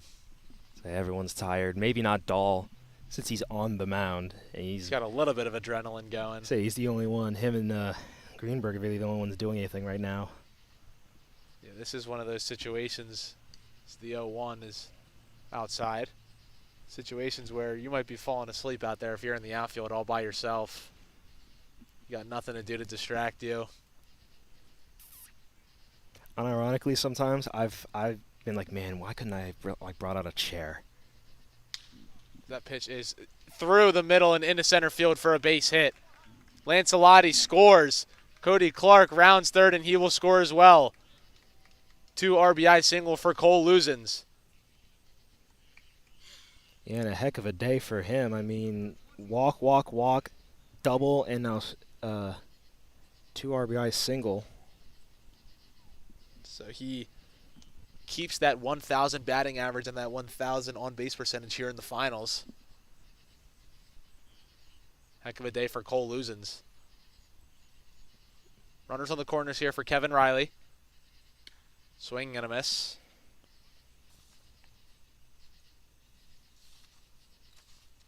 You know, since he's having such a great day, maybe I feel a little bit better about a family member coming up and correcting us in the middle of the inning about how to say his name, since, you know, if he's doing well, we're saying his name a lot, so I might as well say it a lot correctly as opposed to a lot incorrectly. But yeah, we did have that as well. You know, for anyone listening, we love taking that criticism. Just please hold off until end of a quarter, during a timeout, say if it's basketball or football, and in between half innings, just because on air, obviously, we want to focus on the game, and we want to give your guys or girls the time they deserve. And so anything like that, just leave until then, but we are happy to hear and happy to correct ourselves. I've had that happen, unfortunately, tonight. That wasn't my first time that's happened to me. Same here. Calling games at Immaculata oftentimes, and we're in a press box there at Immaculata too. Like, the door is closed, like we are sealed off, and there have been parents who, it'll mostly be for the PA announcer. There will be parents, mostly from visiting teams, who will come in, open the press box door behind us, and peek their head in as if to say, hey, like, this is how you pronounce this guy's name. Like, it's certainly very frustrating, and it's like you can just wait till the end of the inning, as that pitch is through the left side and into left field for a base hit. Hutchinson will score. It's an RBI single for Kevin Riley. Yeah, I mean, it's one thing, you know, here, other Perky League spots where, you know, we're just on a baseline again, we see the single here, unfortunately, just going past the third baseman. That almost feeling like what Lansdale was doing to Conshohocken. But yeah, it's different here where we're on a sideline and it's very easy. We're within earshot of you know, spectators. Yeah, it definitely. I mean, going into a press box. I mean, I don't. Yeah, it was a little bizarre, and it happened multiple times too.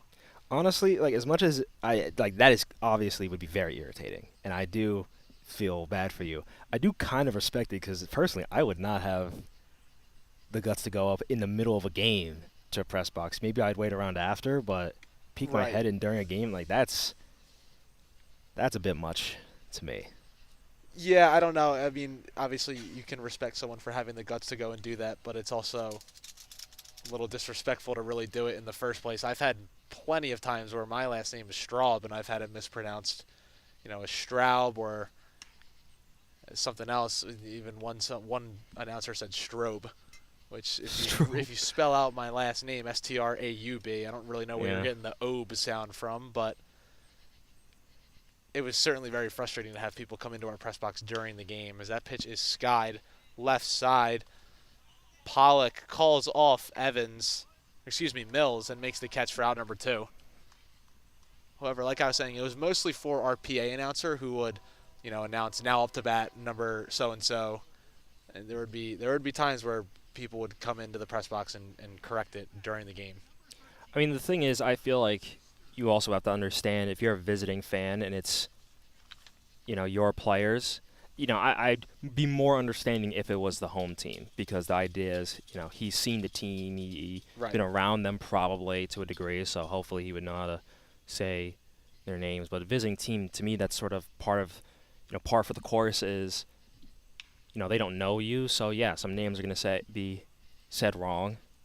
And, personally, to me, when that happens, it's happened with my name, it's happened to most of my teammates, you just sort of laugh about it. Like, that's a nice joke. It's like, all right, are they going to do it right, or are they going to say it wrong? And so it gets to be a nice joke.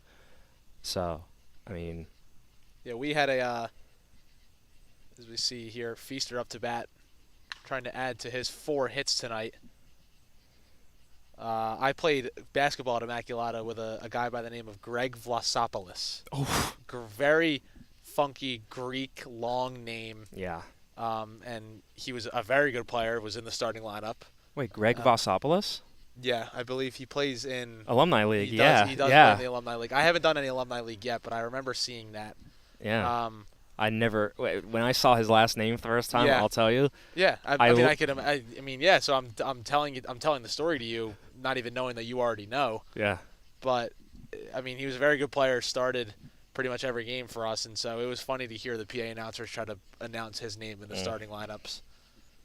Yeah, Vlasopoulos. Yeah, I mean, Ryan Cuny, one of the other commentators, and we would just call him Greg. We were like, we're just not gonna do it. Yeah. There's no point butchering his name. I'm sure he hears it too often. We'll just call him Greg. It'll be fine.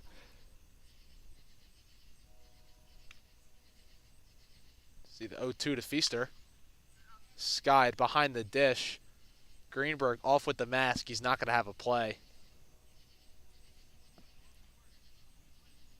So Collegeville leading 13-5 here, top of the 7th inning.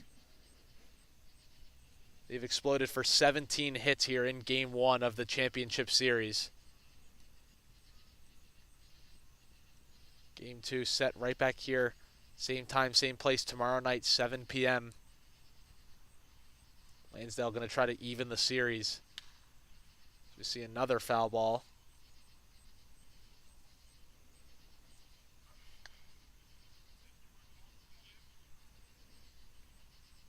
Yeah, I hope everyone here in the tent doesn't have anything to do tomorrow morning, because I know personally I'm gonna sleep soundly and sleep late into the day after this one.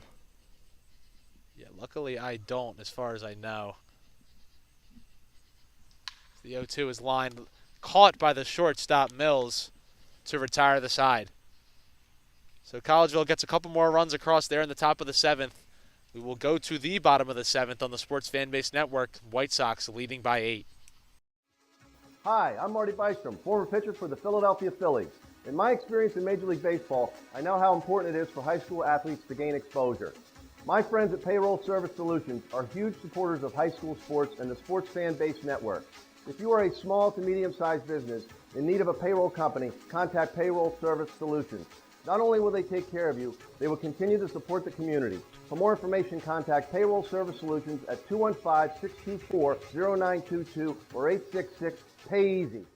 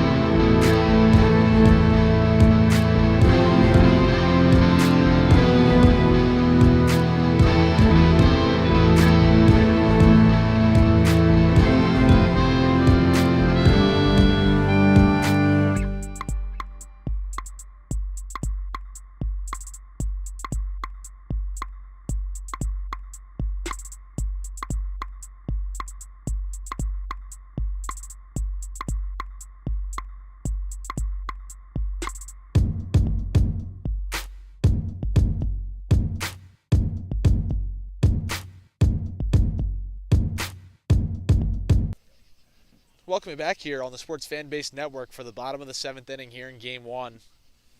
Collegeville holding a commanding 8-run lead.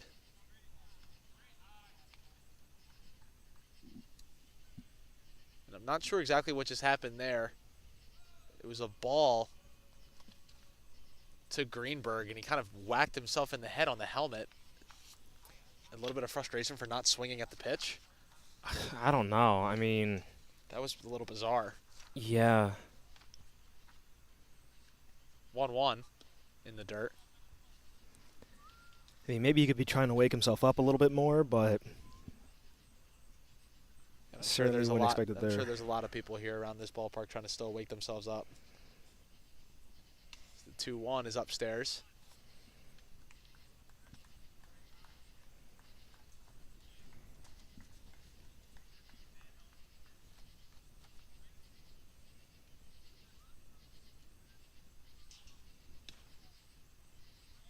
So that pitch is outside for ball 4, and so a leadoff walk there for Greenberg. A little bit of a game summary. Collegeville jumped out to a 4-0 lead in the 2nd inning behind a extra base hit double from Colin Jensen, as well as a 2 RBI double from Mark McCouch. Lansdale answered with 2 of their own in the bottom of the 2nd, 2 RBI double from Devin Ross. And it was kind of not necessarily broken wide open, but the 3-run home run by Joey Lancelotti to make it a 7-2 game was a huge turning point. And Collegeville has just kept chipping on runs ever since then. so maybe the biggest turning point was, of course, that diving play by Feaster. Diving back to the bag and not getting tagged out. I just think that play really got into the heads of Lansdale. Right. I think, that whole inning is that pitch is skied center field, edge it, settles under it, and makes the catch. But yeah, that entire inning was kind of a turning point. Feaster led off that inning and got on base with a high fly ball to the second baseman, Devin Ross, who lost it in the lights, and it dropped. And then I believe Austin Edgett either walked or had a single. It was runners on first and second for Lancelotti. And then, of course, hit the 3-run home run.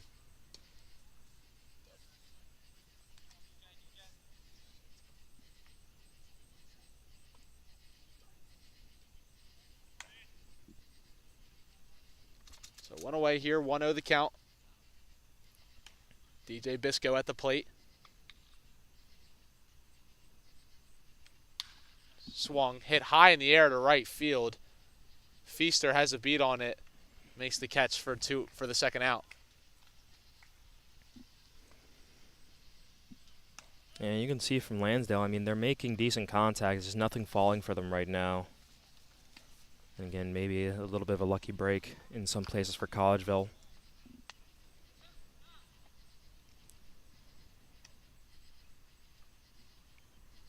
So Lansdale down to their last out here in Game 1. Rob Zinsmeister, the batter, 0 for 4 today. 3 strikeouts and a line out to shortstop.